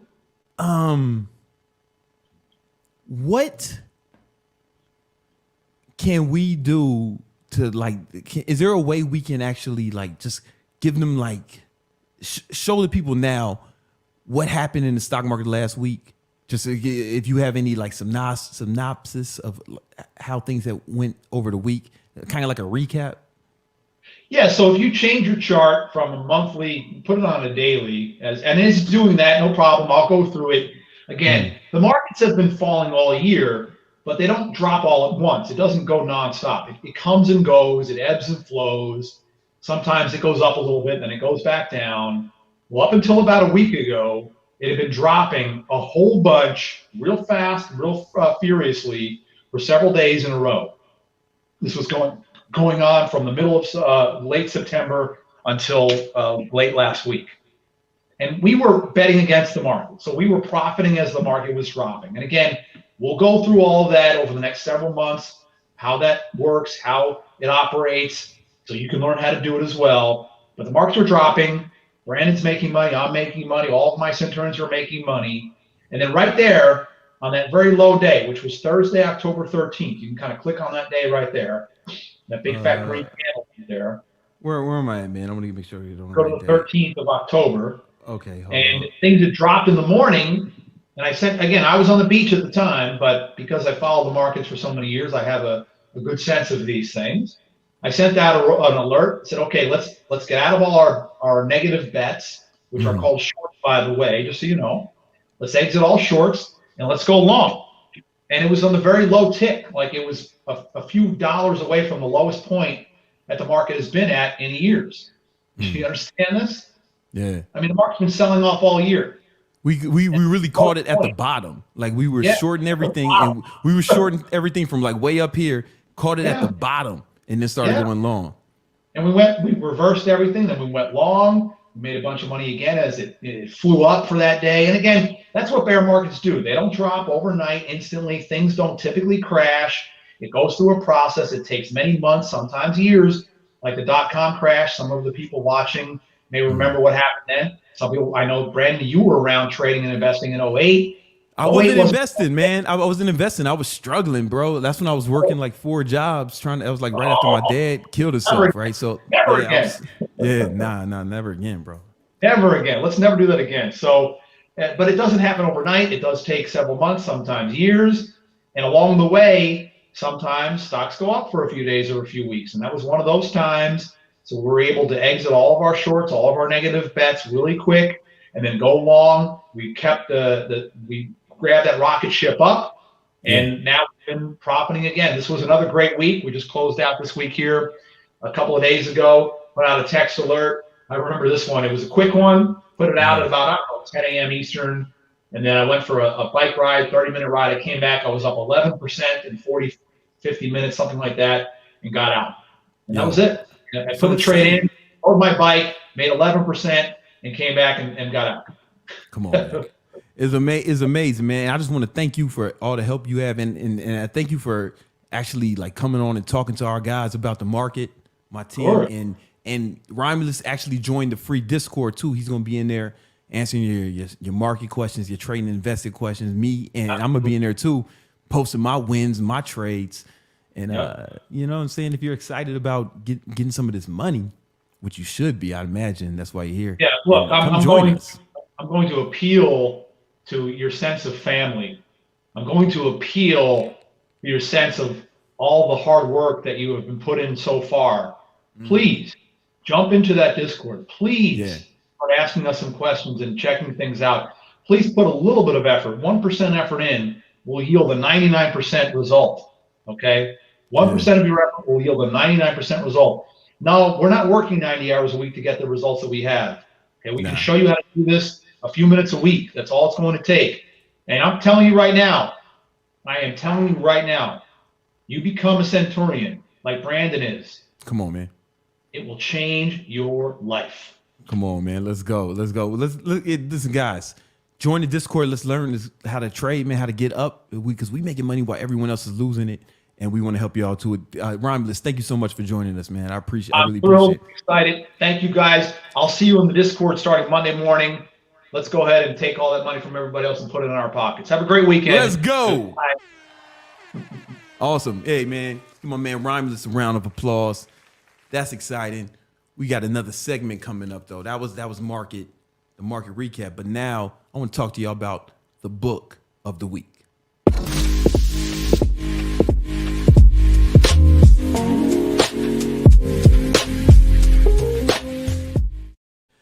All right, so the book of the week I'm going to talk about this week is called Influence by Robert Cialdini. All right, and you know, Nima, I'm not a religious man. Yeah, there might be a God, and he better stay out my way. No, there might be a God. There might be a God, there might not. But this is like the Bible to me. All right, this book is a book. I hesitated to tell people what I'm about to tell them, Nemo, but I'm gonna share it. I read this book or listen to it on audio once a month, and I've been doing that for years. And every time I learn something new, it's really like the Bible to me. If you are into marketing, sales, persuasion of any kind, then this is the book you need to read. But you don't read it like, oh, I read it once and now I know it. Shut up. You don't know nothing. If you ain't read this shit at least 20 times, you ain't even began to understand the power of it. All right, so basically with this book, and there's a link in the description if you want to check it out. Yeah, the link is right below in the description. Just tap on it. You can check it out. You can check it on Amazon, right? Influence by Robert Cialdini. Let's talk about this book. Now, I've read about 2 books a week, on average for like 15 years now. But this is one book I keep going back to over again. Once a month, it's like religiously. And I kind of want to go through some of the things I've learned from. This is a newer version of it. I just got the new expanded version, so I haven't read this one yet. Right? But there are 6 weapons of influence that Cialdini talks about, and I don't want to misquote Cialdini over here, all right? But the first one is, you know what? I think I got it memorized. I'm not gonna look at the book. I got it memorized. Right? So first one, this is not in the order Cialdini has them, right? But one of them is reciprocity. Basically, you do something nice for someone, they feel kind of, I don't want to say obligated to do something for you, but you're more likely to be able to get something in return. Now, I know that might sound vicious, right? Or some people might feel like that sounds weird, but that's way better than the person that's just asking for shit, right? So how do I apply that in my life? Right? Everybody I meet, I try to give them stuff. I try not to even get anything from them. I try to be a giver. Kind of like God. Like God don't ask for shit. He just be like, here, man, here's this land, here's all this shit, man. You do your thing, right? Right? And people fucks with God heavy. They'll fight for him, argue it for people, and worship him, right? So I'm like, man, how can I be more like a God? I guess I gotta be giving to everyone I meet, right? So I'm crazy generous, not only with money, time, but even just advice. Like, you know, some of my homies, they ask for some advice. Some of the little homies, I'm always trying to give as much advice as possible. Now, in the back of my mind, okay, initially I did it because I read this book and I was like, yeah, man. And when I need to ask something for them, I'll have more leverage. It'll be dope. Cool. But here's what happens. What happens is when you start living like that, instead of trying to take or trying to get, you try to just give value to everybody you meet, everywhere you go. And it doesn't have to be anything tangible. It could just be compliments or showing love or raising the energy of the place you go. What happens is you don't even have to ask people for stuff. They'll be excited to help you. They'll want you to be around. They'll have a business deal, right? And they're like, yo, come through. Like my boy Jeremy. Now I got a boy named Jeremy Haynes. My dog, baller, shot caller. And we've done so much for each other. It's like just normal. He just called me yesterday and said, yo, I got us tickets to the Heat game, floor seats, pull up. I'm like, oh shit. All right. Just cuz, right? But you end up just getting stuff like that. And it becomes less of a, initially when I read this book, it was tactical. I just wanted to get the money. But it ends up being just a cool way to live. Just showing love to everybody you meet everywhere you go. Right? Just being real kind and giving. Even if you don't get nothing back, what you start to realize is you get something out of it. You start to feel something. Like initially I started YouTube because I wanted some money. That's all I wanted for. Now I still love money, obviously. But what I like more is when somebody says, yo, that video you made really touched me, really like changed my life. Or, you know, I've had people DM me, tell me that, you know, I stopped them from committing suicide, right? It doesn't even have to be that drastic. You start to feel better about yourself, right? So initially it was tactical, but now it's just a cool way to live, right? That makes sense? That energy is contagious. It's a gift. Even if it's just energy, even if you ain't got nothing to give them, if it's just that good energy, positivity, you lift people up. That's the only reason we like dogs and babies. They're kind of worthless aside from that, right? They don't, at least dogs. Babies will grow up and be productive members of society mostly. But like dogs, yeah, they're kind of useless. I mean, I'm talking about them little ones that the girls have. Not like the German Shepherd that's guarding your house. That motherfucker's working. I'm talking about them little tiny dogs. All they give is energy. They're like babies that don't grow up. But because they give that good energy to everyone they meet, what happens? The people take care of them, give them everything they need. The dogs never have to want from nothing. You feel me?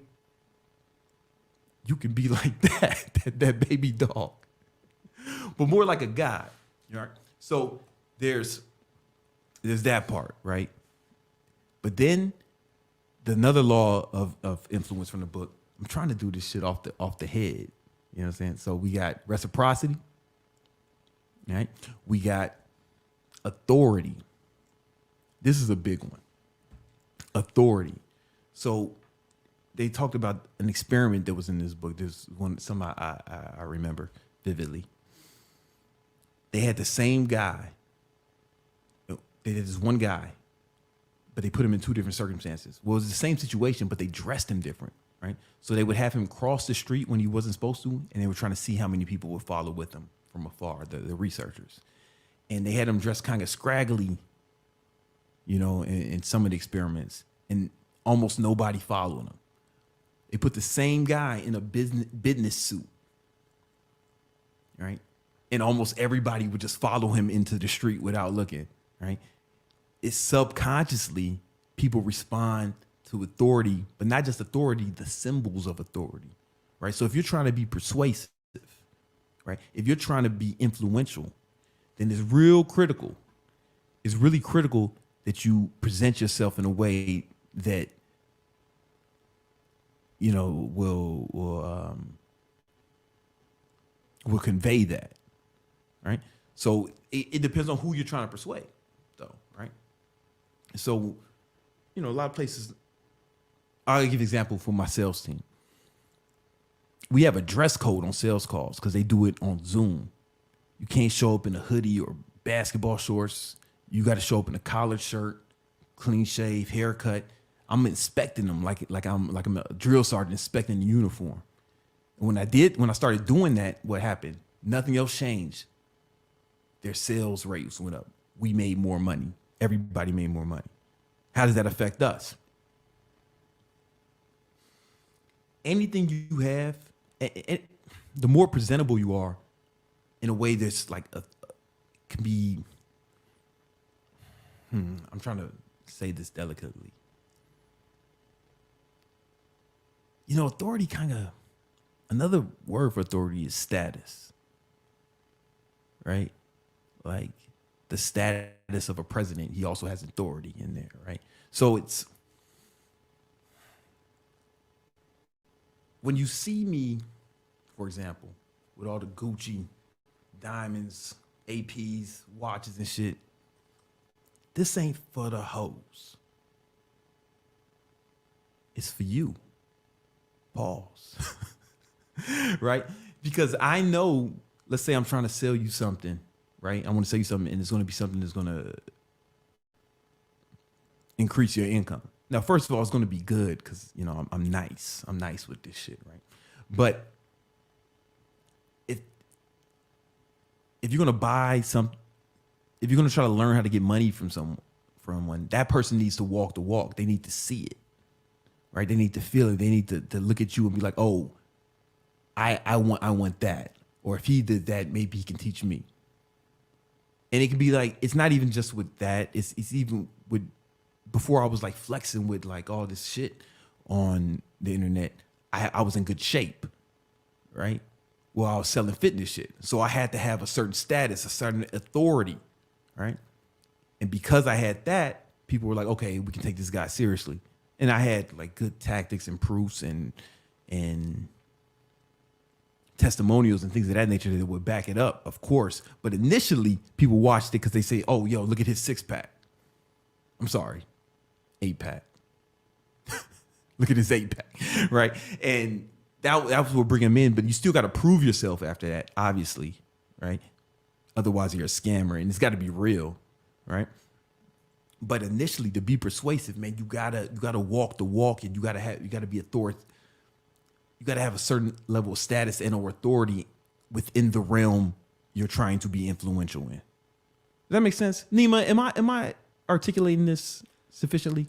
I mean, you're just being you and just sharing your, like, dropping these. I'm trying to drop bombs for him. Yeah, let's right. go. So you want to think, if you want to be persuasive in any endeavor, you want to either get like some sort of status in there, or status symbols. Now, the status symbols kind of have to be real, otherwise you're a scammer, right? So you have to really have this shit. I'm not telling you to go rent Lambos and sell Shopify fucking courses, right? I'm not telling you to do that. It's got to be real, and it might take time for you to get there, right? But I think a good investment for all of you guys is like some tailored suits, just a few. You don't have to get them custom like me.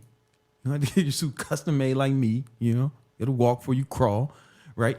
But go to Zara, get a suit. I've done it. I got suits from Zara. Take them and get them tailored, and it's cheaper than all this fucking Louis Gucci and shit, right? But what happens is you'll people will treat you different. You'll notice it. I first noticed this when I was working security at the Prada store. I was just a fucking security guard making like minimum wage and shit, right? I didn't guard anything and I didn't keep anyone secure.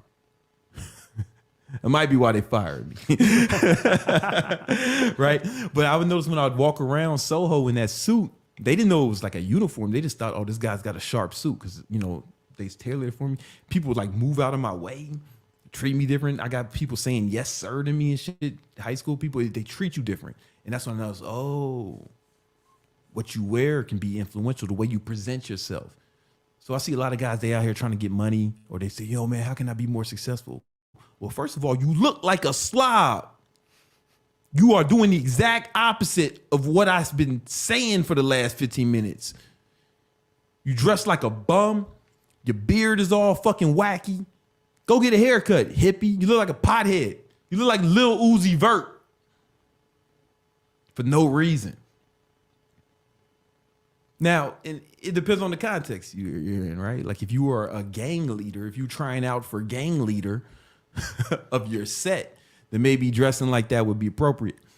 And it might give you the status that you desire, right? But if you want to get into like real business or anything professional, then you really got to present yourself in a way where it's like, it's like, oh shit, this guy knows what he's talking about, right? You wouldn't take success advice from a person who looked homeless, right? Even if he was good at it, right? Even if he was the best advisor, if he had some good, even if he was dropping jewels, you wouldn't take it seriously. The same reason I can't take advice from guys with ugly wives. It's a weird bias I have, man. If you got an ugly wife, I'm not really trying to hear nothing you got to say about life. Because now you're going to have ugly kids. I know how that story ends. You're going to have ugly kids. And they're going to have a more difficult time as well. And just making poor choices, right? I digress, right? Any type of... I went on a tangent. Let's take it back to the guy in the suit example. The authority of the suit subconsciously allow people to follow him and do what he says. So imagine if you took that into account. Present yourself, right? Dress for the job you want. Dress for the position you want to be in, right? And what would happen? It would be easier to attain, right? So there's social proof. I mean, there's authority. No. The next one is social proof. I'm sorry. Social proof. When you guys go on Amazon and buy stuff, later in this video, we're going to talk about the coolest shit I bought on Amazon this week. That's going to be a new segment. Not now, Neiman. Don't hit the button. We're going to talk about it. And then we're going to talk about the studio setup. And I'm just walk y'all through it. But when I go on Amazon, I look at the reviews. Am I right? Nima, you look at the reviews before you buy something? 100%. 100%. First rating, and then I start reading them. Come on, man. I was about to go to a restaurant. My friends were suggesting this restaurant here in Miami. I'm a new Floridian. And I ain't even killed my first gator yet, right? I know I ain't been living in Florida that long. And my girl, first thing she did was look at the reviews at the restaurant. She was like, no, right? She looked at reviews. That's social proof. Social proof. So anytime you can show that other people are fucking with your shit, it's got to be real, obviously. It's not stuff you can only fake this shit for so long. You'll get caught and it'll be worse than you started, right? So don't try to fake any of this shit. But anytime you can get quality social proof, you'll be more influential and people will be more likely to, to do business with you, whatever that means, right? You want to think of that Amazon review with everything you do. That's why everybody you work with, you want to treat with respect. You want to show love to, and you want to have friends in this. I can give an example that they might. So when I was in college, I went to college. Before I was in college, I was in a military high school. I got sent to military school. Because I got in some trouble when I was like in high school, like fucking skipping school, fights, shootouts, little shit, right? And and then my parents decided to put me in military school. And my cousin G, rest in peace, he was there too. He's a little older than me. And I got really good grades in high school. High school was fucking easy. I got dyslexia. Y'all saw how I write and spell. And I was killing that shit. It's so fucking easy. Anyway, I got really good grades in high school. Oh, and I crushed the SATs. I killed that shit because I took it on acid. It's not advice.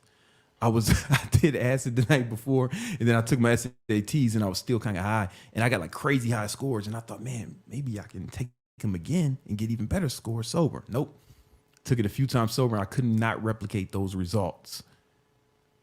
That is not an academic strategy. I'm just telling you what happened. Don't do this. All right. Anyway, I got really good grades, so I had my pick of what colleges and universities I wanted to go to.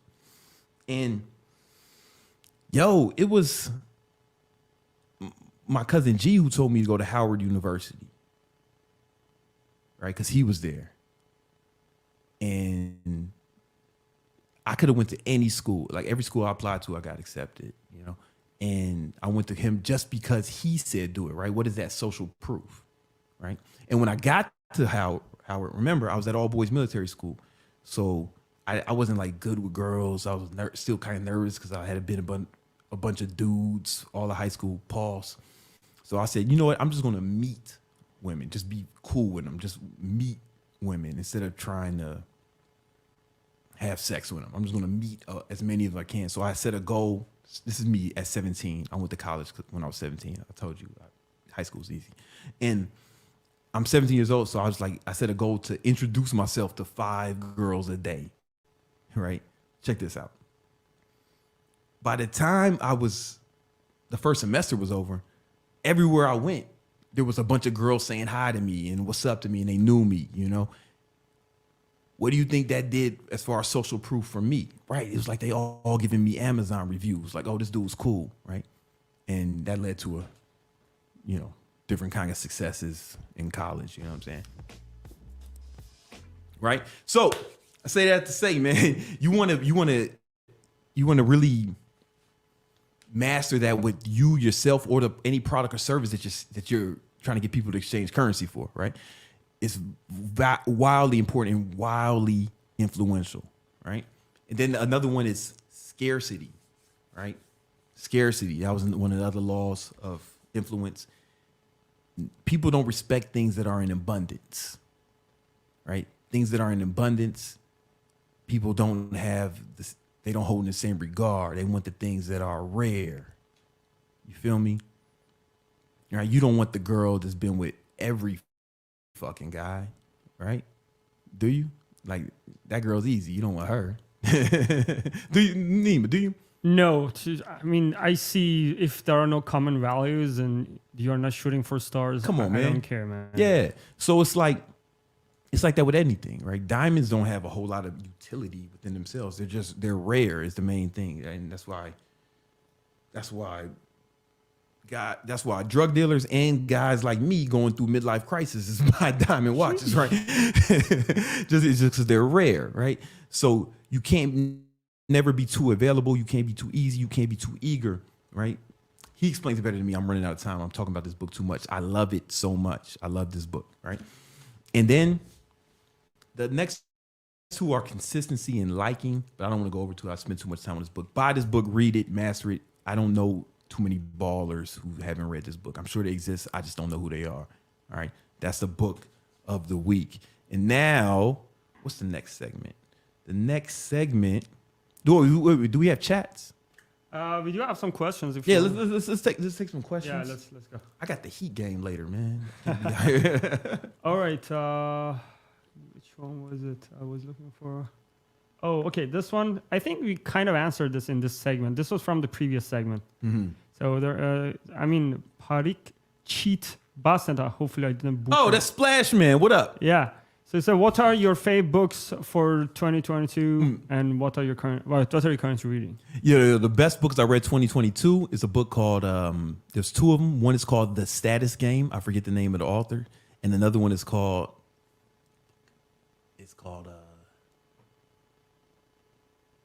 The Expectation Effect. Those joints go hard. What else we got? All right, we got this one over here. It's a long question, but James Austin is asking, I told a friend of mine they should start working out, and he says, I can't, I'm getting money. But his only source of income is a 9 to 5. Should I cut him? Straight to the point, baby. Like with a knife. Is James Puerto Rican? No. You can make him do this. I want you to get. Give me a second. Can I get my iPad? Yeah, let's just switch it. All you guys can do this. Matter of fact, this would be good exercise for us to do, right? So I want you to add up. You can have your boy do this too, right? This is when they don't have time to work out. How much time do you spend working, work or school? Right? How many hours is that per week on average, right? Then, okay, how many hours do you sleep per week on average? You can all do this at home. All do this at home. This is going to be fun, right? Then, you know, how much time do you spend with your family and or sex partners? Right? They're probably not the same. Right? You know what I'm saying? And then let's add working out too, just for anyone else. Because a lot of you guys would need this, even if you do have time to work out. If you feel like time is the issue for you, right? I feel like these are the only 4 things a man has to do. Every time I say that, someone says, "Oh, I still got to take a shit, and I still got to." Yeah, man, but that's not a significant amount of time. These are like the big 4, right? You got to work or go to school. You got to sleep. You got to spend time with your family and or have sex with someone, and you got to work out, right? And if they don't work out, omit that. That's 0, right? And then you add this up. How many hours is that? I want y'all to do that right now. How many hours you guys got? I want to see in the chat. Add it up per week. How many hours do you have left, right? I mean, how many hours does this equal per week? School, work, sleep, family, girlfriend, boyfriend, and working out. How many hours per week do you spend on that? Take a few more minutes. This is not difficult arithmetic. All right, cool.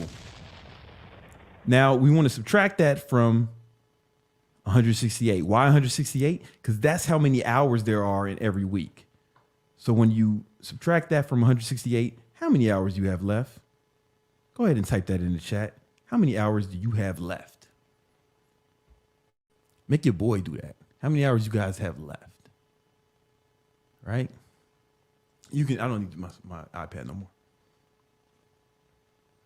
Yeah. How many hours you got left? Right? Type it in the chat. Yeah. Maybe not that much, right? Maybe no, I mean, maybe it's a lot.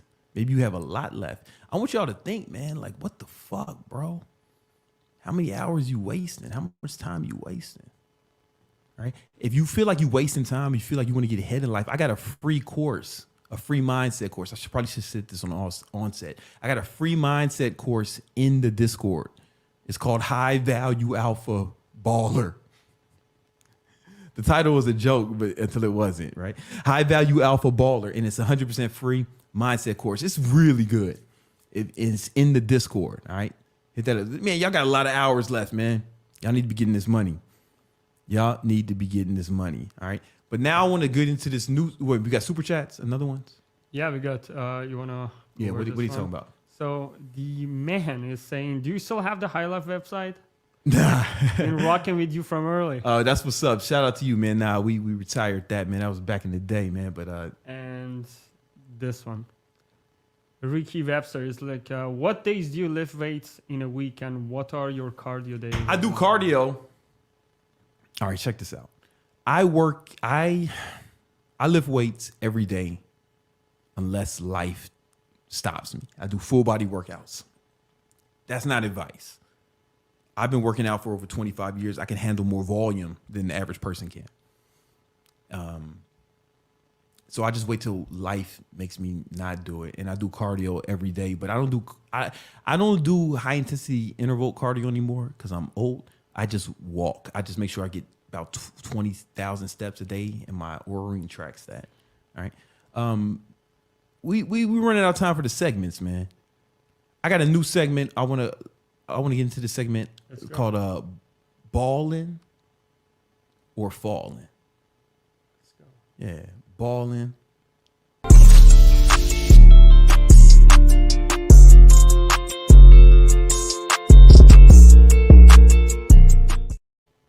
All right, ballin' or fallin'. Ballin' or fallin'. Yo, we got something wild. I want y'all to tell me if y'all think this dude is ballin' or fallin'. Oh, you don't see it's not working? No, it's you gotta switch it. What did I do? Oh, I gotta hit the thing. Switch. Got it. All right, It's cool. on the We got it now. iPad. Ballin' or fallin'. So Nima, man, let me show them this crazy It's shit. Did they see it? Yo, you guys got to see this shit. So okay, there we go. there's a guy running for Congress in New York City, and he had a really interesting campaign strategy. He decided to hire a porn star and make a sex tape that he self-published. He self-published a sex tape to help him run for Congress. You know what I'm saying? Have you guys ever seen anything like this? So let's check this out, man. Mike Itzy is running as a long shot bid to an unseated political powerhouse rep, right? Bam, this guy, Jesus Christ. So he put out a sex tape. One of his big platforms is, he wants to make sex work legal, right? He wants the sex workers to be legal. So my man had the idea. What he was going to do was, he said, you know what? I'm going to hire a porn star. This the porn star he hired, right? The video's 13 minutes. I don't know if that's good or bad. I don't know. That's short. That's short. What's up, man? Well, maybe it's edited, man. Nima, maybe it's edited. I gotta watch it. You got it for research purposes. Right? So he put this shit out. He hired this chick and did a porn with her, put it out on like one of them sites, right? And one of them sites y'all watch. And to run for mayor. To run for Congress. And I guess he wants to, from what I gather, he wants to make sex work legal. So he figures, and this is something I've thought about before. Not this idea. No. Hold on. Let me rephrase that. So sex work, being a hooker is illegal, right? In New York.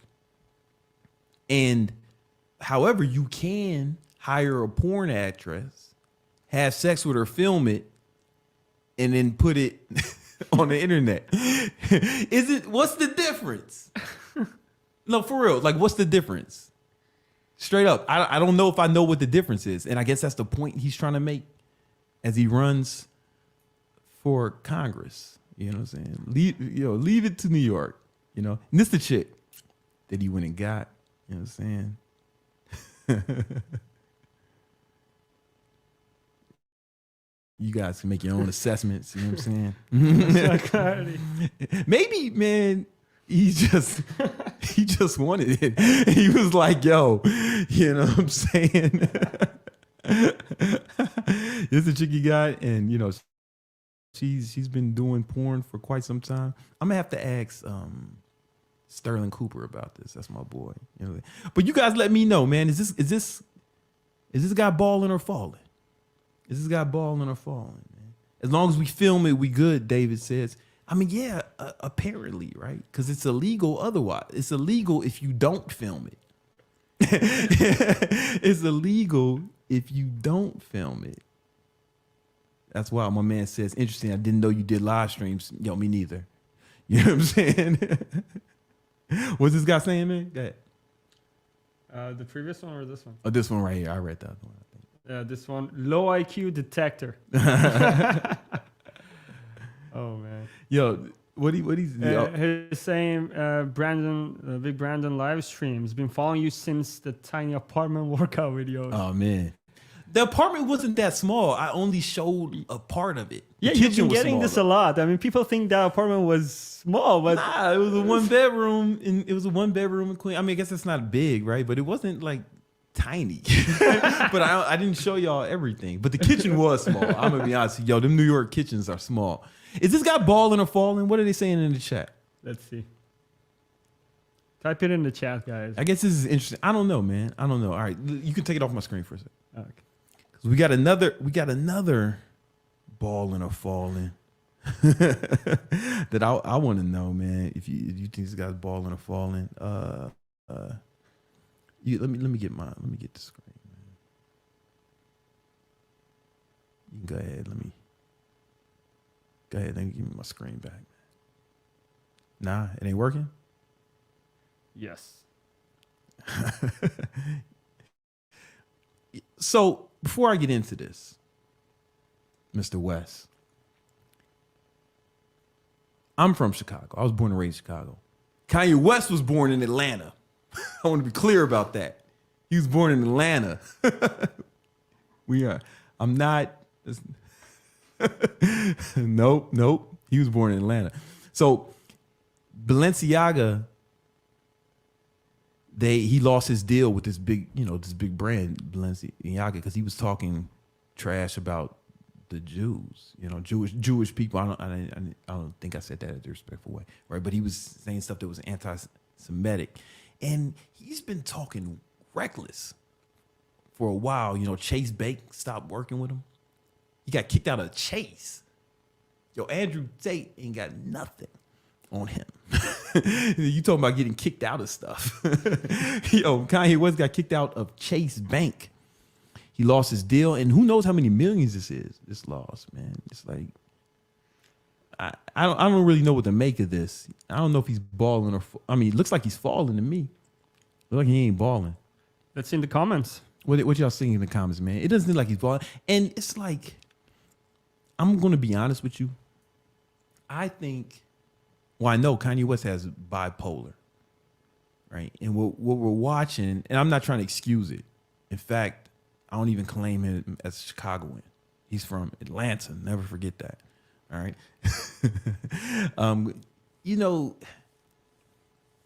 What he has a mental issue, right? He has bipolar, and I was diagnosed with bipolar 2, the new shit, right? It's not as severe. And the thing about mania is, when you're going through a manic episode, you don't know you're going through it until it's over. And then you look back at everything you fucked up while it was happening. And I think what we've seen from Kanye over the years is just repeated manic episodes. Like every time he's flipping out, I really believe that that's what we're seeing. And, someone says he has brilliant, he says some brilliant stuff. I mean, yeah, man, a broke clock is right twice a day, and I used to be a huge fan, like a huge fan. Back when I used to rap, I opened up for Kanye West once back in DC. And, we thought he was from Chicago, so we was all supporting him. He's from Atlanta, be clear about that. And, these manic episodes, they I don't want to say they cause you to do crazy things, because I've been through manic episodes and I never said nothing racist as a result, right? So I don't want to shoot him too much bail. But he has problems, man. Like for real, I can see it because I've experienced. I know what it's like to go through. You think everything you do is brilliant. You think, and everyone else doesn't understand. You think it's everyone else, and you're crushing it. And that's what I see every time I look at him going through one of these episodes. And it's sad, right? Especially because he's got kids, and they got to see his dad. Their dads act kind of wacky, and I'm sure that's a big reason why his family got broken up. And it's sad for them, man. So I'm going to go ahead and say he's falling, right? Because he's not with his family, as a result of his mania. All this aside, right? If you lose your family, what you got, I mean, someone says he's a billionaire, even if he's falling. He's definitely got bread. He ain't got to worry about it. But that billion is like what they believe, the Ye brand is worth, right? Like a lot of times when people say billionaires, they don't have like a real $1 billion, right? It's what their business is worth, but that can change from day to day, and he's doing a good job of fucking up his brand, right? And I don't know, man. I'm gonna say he's falling, man. I'm gonna say he's falling, and I just hope for his kids he can pull it together. I never want to use my platform to trash nobody or talk shit about no one, because that's not what I'm about. I'm about love and positivity. Oh shit, we running out of time. All right. What did they say in the chat, man? They think he balling or falling. I mean, we have folks that, we have fans that are like, we can't just see him like the Star Wars that are like, he's balling no matter what. Yeah, he's got money, I guess, no matter what, So we got either side. So we're on all sides of the spectrum. All right, let's get into another segment, man. Let's get it. This one I call Baller of the Week. Baller of the Week.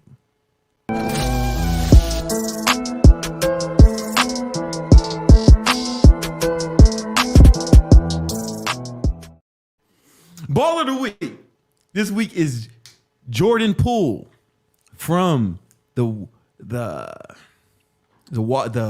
Golden State Warriors. Jordan Poole, he just signed a new extension, $140 million for 4 years. Right? That's baller shit right there. How much money you made this week? I ain't make that much. Right? Jordan Poole, baller of the week. And this is right after he got punched in the face by Draymond Green. I think we need to watch that because there's a lesson here. So let's watch it. Hold on, let me run it back from the jump. All right. So we see Draymond. He talking trash. He like, yo, he's saying something. I don't know. Hey man. Boom. Damn. Ooh, boom, right in the face. Wow. Knocked him out. Yo, as it pains me to see my people, light skinned brothers, getting beat down like that, man. We need to stop this light skinned, dark skinned division, But I think there's a lesson there, right? That he didn't really fight back. He didn't act crazy. He didn't do nothing. He just took that punch. Now, I don't think I would have had that amount of restraint. Or maybe he was just being a bitch. I don't know. But either way, he did not ruin his chance of getting that money, right?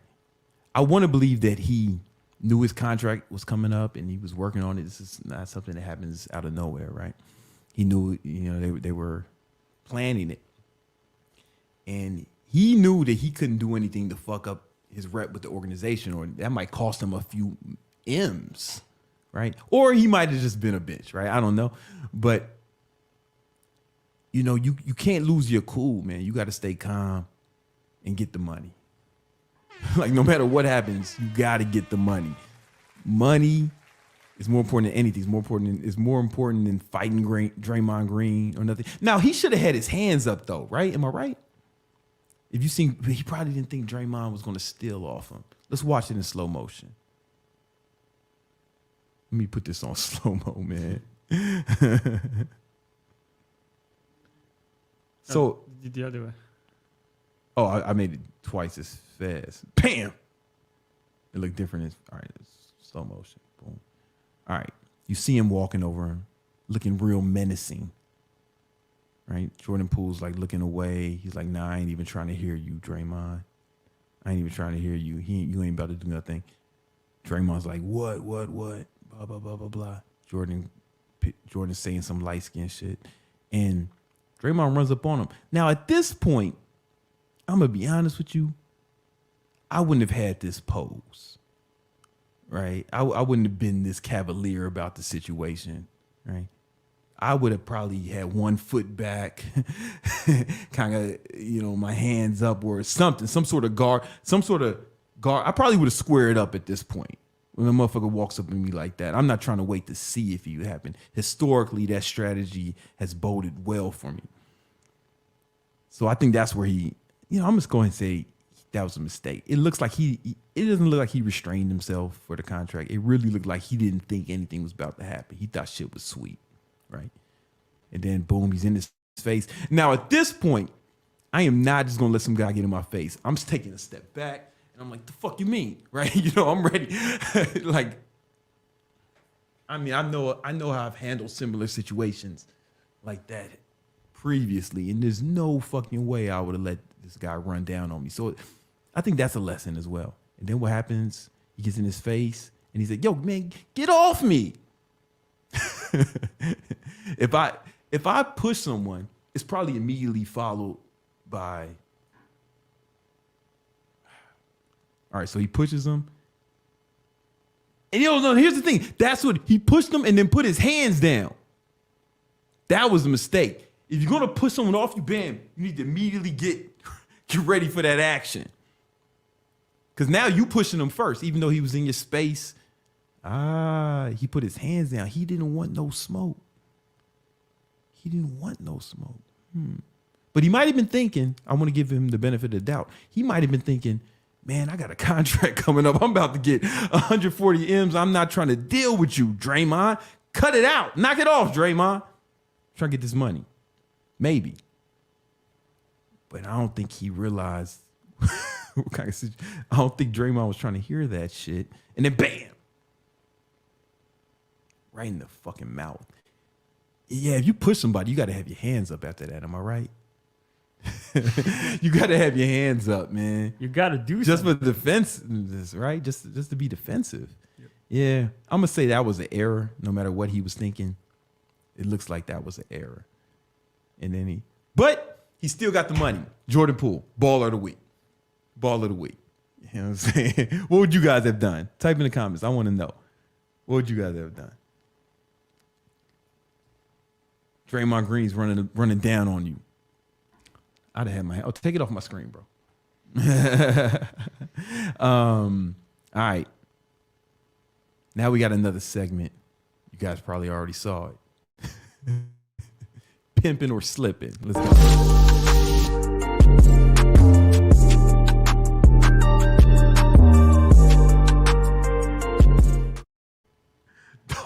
Don't share my screen till I find it. I had it up. Where did I lose? Oh, all right. Pimping or slipping. This one is interesting. This is going to be an interesting one. So I want to talk about, let me see if I can find this. Okay, you can share my screen now. The homie DJ Akademiks. DJ Akademiks, he got into a altercation. Let's watch it first. All right, so you see, this is right after the Fresh and Fit episode that I was on. I was on here, me, Mike Rashid, then SNEAKO and Akademiks pulled up. Fresh, that night, Fresh from Fresh and Fit was like, Brandon, you should come out with us. We going to Komodo. And I was like, nah, I'm going to go to sleep early. You know how I am, old. Glad I didn't. Because it seemed like shit got active after that. This is at Komodo after it. All right, so you see Ak. Let me put my headphones on so I can hear it. See Ak talking to Shorty. Let's see what happens.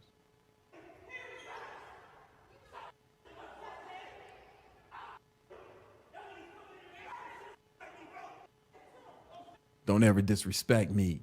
You know what I'm saying?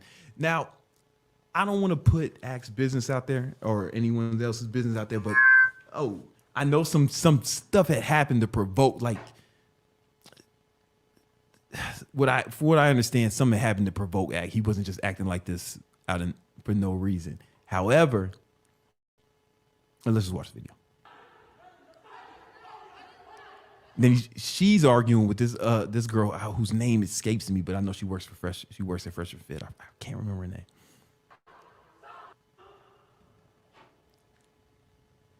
Then she takes his hat, man. She takes Ak's hat. What she do? Oh, and here's Fresh just walking by on the phone. I don't know who he's calling, you know, but shout out to Fresh.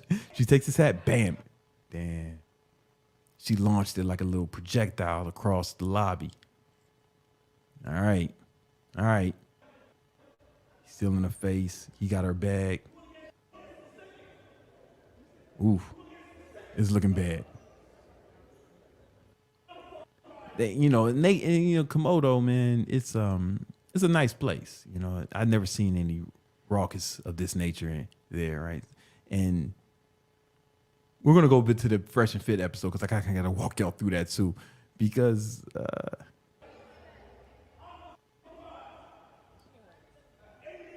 so he goes to get his hat and puts it back on. Oh, and now the girls are getting active. Now the girls aren't in. Let me run that back a little bit.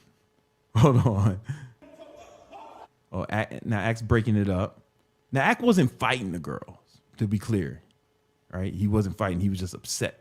She was acting in her pocket. He comes back with his hat. Oh, whoa! She hits her. Y'all see that? Damn. Bam, right in the eye. Right? She saw Act leave. Maybe the whole hat thing was a strategy. All right, Act was blocking the violence that she clearly wanted to get involved with.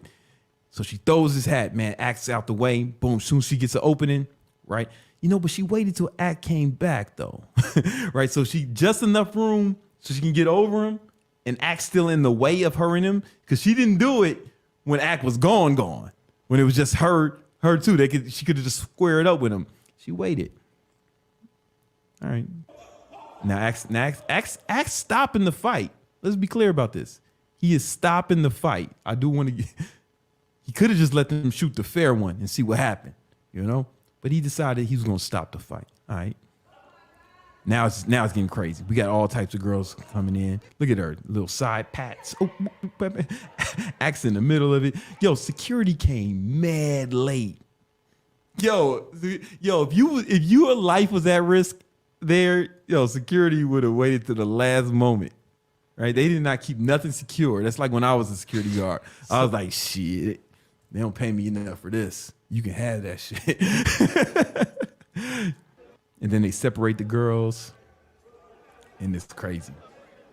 It's wild. All right. Stop. Yikes. But it looked like Act was losing his cool, but that girl was doing some wild shit. I don't want to put his business out there, and I don't want to shoot him too much bail either. I'm just observing. I don't want to hate on nobody or nobody. But from what I understand, that girl was kind of out of pocket, prior to that. But that's what got recorded. I don't want to get into it. Maybe you guys know the story, but it's not my place to talk about it. But I don't know. Anyway. But here's the part that I really want y'all to see. Hold on, give me a sec. Let me find it. I want to show y'all I want to walk y'all through what happened before they went to the restaurant. If I can find it. I know I got it here. Okay. All right, let me get my screen. So I'm at Fresh and Fit. Right, there you goes me, Big Brandon Carter. I watched somebody else review this and they said, yo, this dude got a spandex dress shirt on. He got a spandex dress shirt on. They had me dying. But anyway, me, the homie Mike Rashid. Mike was in town. He hit me up. He said, yo, Brandon, I'm going to Fresh and Fit. Why don't you pull up with me? So I pulled up. We talking to girls. Everything's cool until, and then when SNEAKO pulled up, yo, SNEAKO and Act, they had been drinking. And shout out to SNEAKO. Shout out to SNEAKO. I talked to him after it. He's a good kid. He's only 23. I was doing way worse shit and he hasn't done anything worse than I did when I was his age. Right? In fact, he's way better person than I was at that age. But they showed up. The conversation was cool. But when they showed up, I don't know if they had been drinking or what. But y'all might have seen this, but y'all need to see it from my perspective, right? So I'm here chilling with my homies. We talking to girls. My girl's in the back. Everything's cool. But for whatever reason, man, they really had a problem with this girl's voice. They did not like the way she sounded. Let's go. I love this. You all happy, baby. Like you got to stop be acting like weird. I don't want to give you the brown context. Act was going in on her voice before this part. No. Happy. No. It's not my problem if you weren't happy. Like I'm very happy with my life. What do you think won't happen? Because you do that. Like it was being weird. No. I'm asking you a question. You sound like hold on. Relax, bro. Your man ain't here, and he couldn't afford to get in this building. Okay. All right, so you see my face when he says that? I'm like, yo, what the fuck is happening right now? What? Everything was cool. Everything was cool. And, you know, when he said that, when he said your man, he couldn't afford to get in this building. I don't know. You know what else I was thinking though? Right at that moment, I was like, yo, this chick got tattoos on her face. Her man might be a cartel leader, drug lord, or at least her brother. Somebody close to her is proficient with firearms. Like I got that impression from her. She was actually a really nice girl, right? So I'm over here like, oh fuck. I don't want El Chapo coming after me thinking I'm right. You got to remember, man, the way you treat these girls when you talk to them, man, these just got brothers, boyfriends, dads, you know. That's what was going through my head right there, right? You know, oh fuck. She looked like she knows a lot of gang members. That's what was going through my head. So I just cover my face. You see Mike, man. Mike wasn't feeling it. He that's exactly how he looked. That's how he felt. I'm over here like I'm laughing and I'm thinking, oh, this is not gonna be good. And I know it's gonna go viral too. So I'm like, oh, I don't want to go viral for this. This is not how I thought it would be. I thought I would be doing something cool, like a sex tape when I went viral, but I didn't want to go viral for this. Right? So that's what this face is saying. All right, let's keep going. Who said disrespectful? Oh, and this chick was like, yo, that's disrespectful, right? And then Mac was like, who said disrespectful? And watch what happens. Disrespectful, boy, you been disrespectful. Yo, I shouldn't be laughing at that. I just thought it was so wild what was happening. I like legit couldn't believe what was happening. Even SNEAKO. SNEAKO can't That believe face. it. You know what I'm saying? When you say something so wild that SNEAKO makes it. SNEAKO got kicked off of everything. I don't even think I'm allowed to show his face right now. He got kicked out of everything. And even him, he's making a face. That's how you know. Stop. Yo, my nigga done fucked you, nigga, like in the Airbnb. Get the fuck on out. So he said, my nigga done fucked you. And I was like, look at me. I'm like, oh shit. Why he have to go there? You know? And then listen to what she says. Actually, you should know him enough to know he's fucking capping. And she was like, you should know him well enough to know that he's capped. Basically, his nigga, the nigga in question, who had intercourse with this young lady from the 70s. No, she was a cool girl. You know, she was cool. And I'm over here, look at me. I'm like, oh, fuck. Mike thought that was funny when she said it was cap, man. Look at him. He was all stoked before, but when she said that he was lying, he found that amusing. That look is how everybody felt.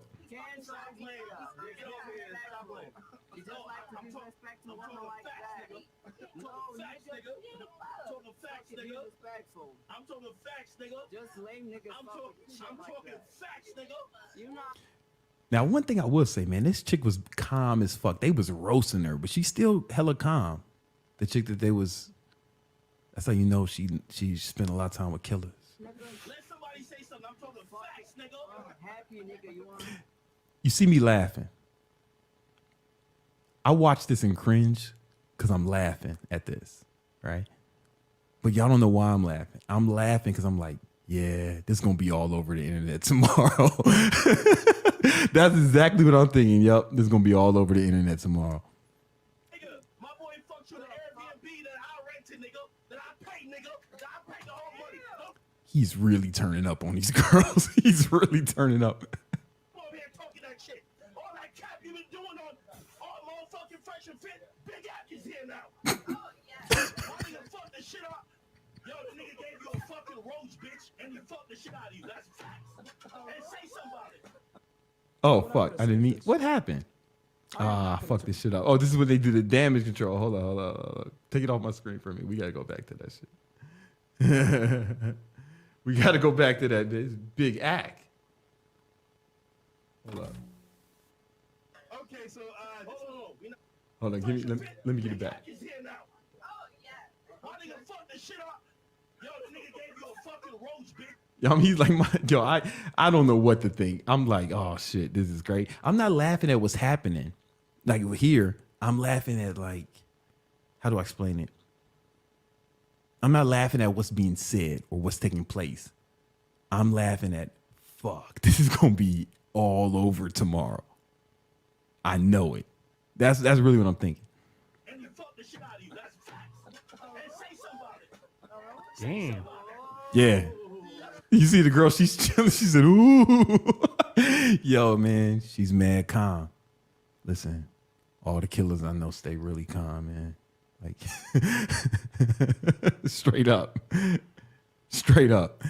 I don't know no girls with tattoos on their face that aren't really, really close to a number of killers. I'm not saying she is. I'm not out here dry snitching.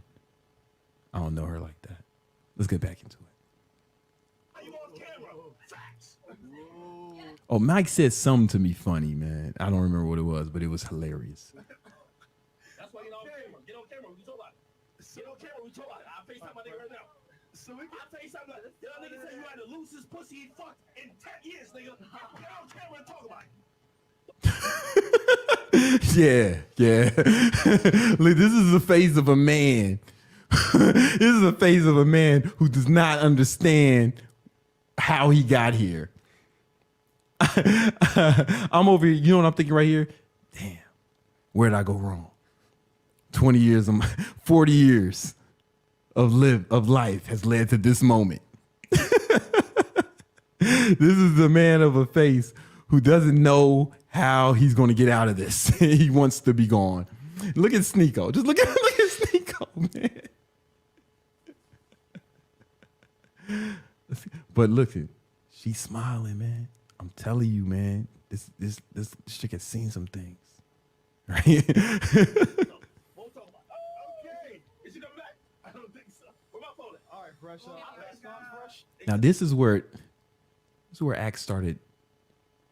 I believe he was about to FaceTime his boy to prove that he fucked her, which is weird. And you know what I'm saying? But I think they had been drinking. I've done some weird stuff drinking too.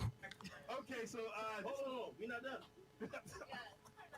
He said, "Me not done." The Jamaican came out. What the go on? Me not done.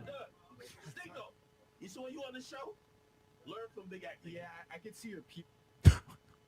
He said, "Learn from Big Act," and then SNEAKO says, "All right, I can see your pubes." I'm like, what the fuck is happening? I'm so confused at this point, you know? You see your panties right now, I'm not gonna lie. Yeah, that was the appropriate response. Mike is just mad stoic, you know what I'm saying, as usual. Like the light showing. I don't know how you fit on a plane with that BBL and your boobies are bumping into the mic, but I legitimately know that, like, not even trying to roast you, like, I can see your whole bush through your pants. Yo, I cannot explain how confused I am right now.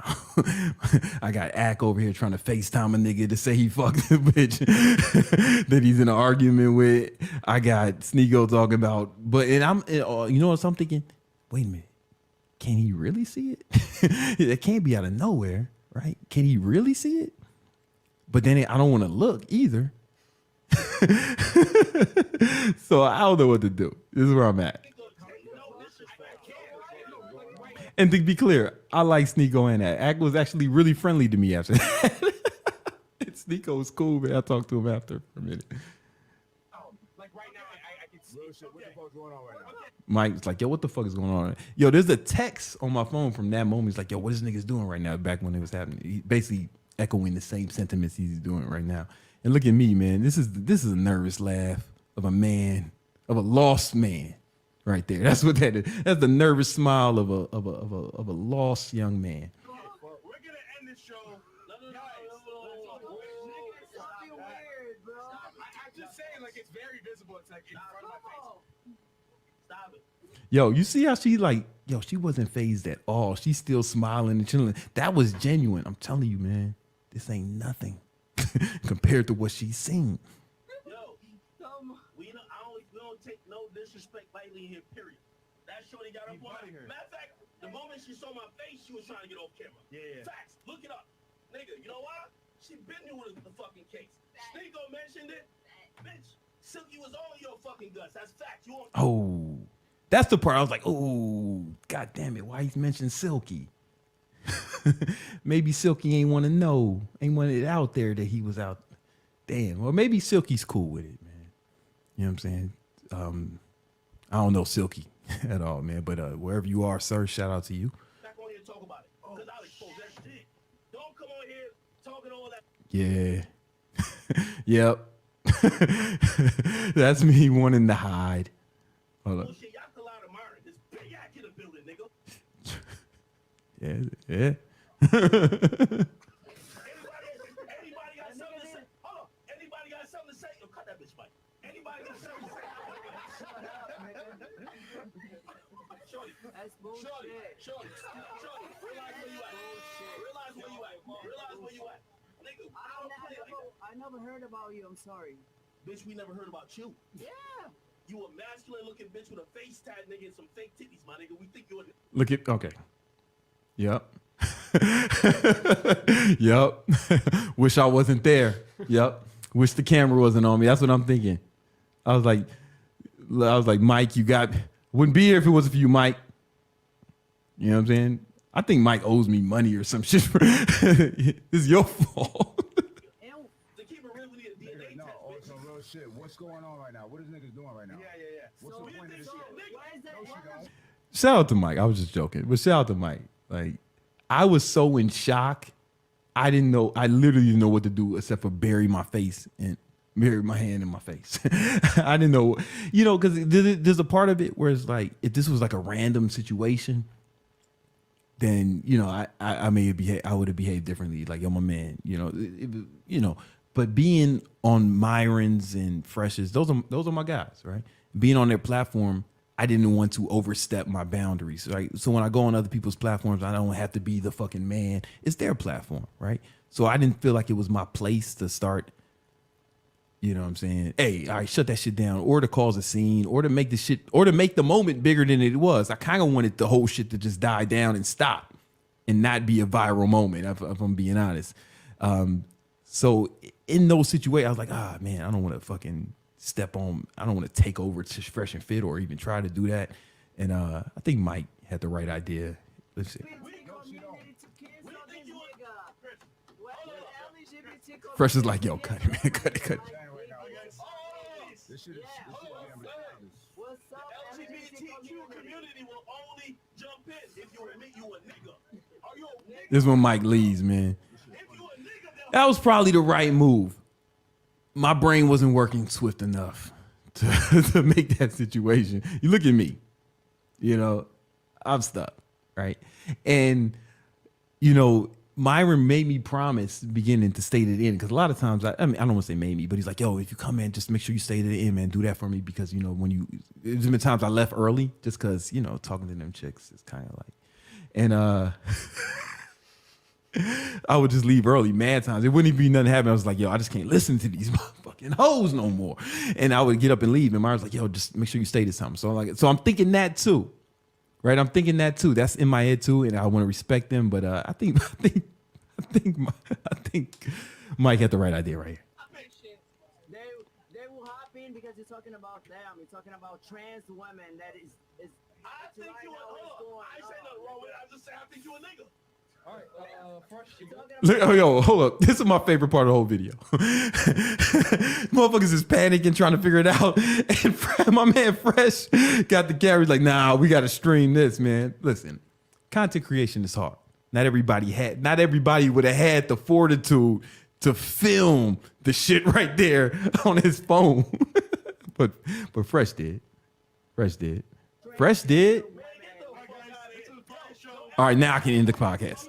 After I got that content. So, yeah. I don't know. Listen, I ain't got nothing against acts. In fact, I like those guys as you know. I like everybody, man. I'm a happy dude, man. That situation's weird. I think they had a little bit too much to drink, if I'm being honest with you. I've done and said crazier shit being drunk, I'm gonna be honest with you, man. So Yeah, there's that. Oh shit, I gotta get up out of here. Oh shit, my fault. I gotta go. Heat game's on. I'll holler at y'all. Yo, make sure y'all join the Discord, free Discord. I gotta go to this Heat game. All right. Yeah, guys, link is below in the description, and be on the just watch out for the next episode dates because it's subject to change. So yeah, just be on the lookout on Brandon's Instagram.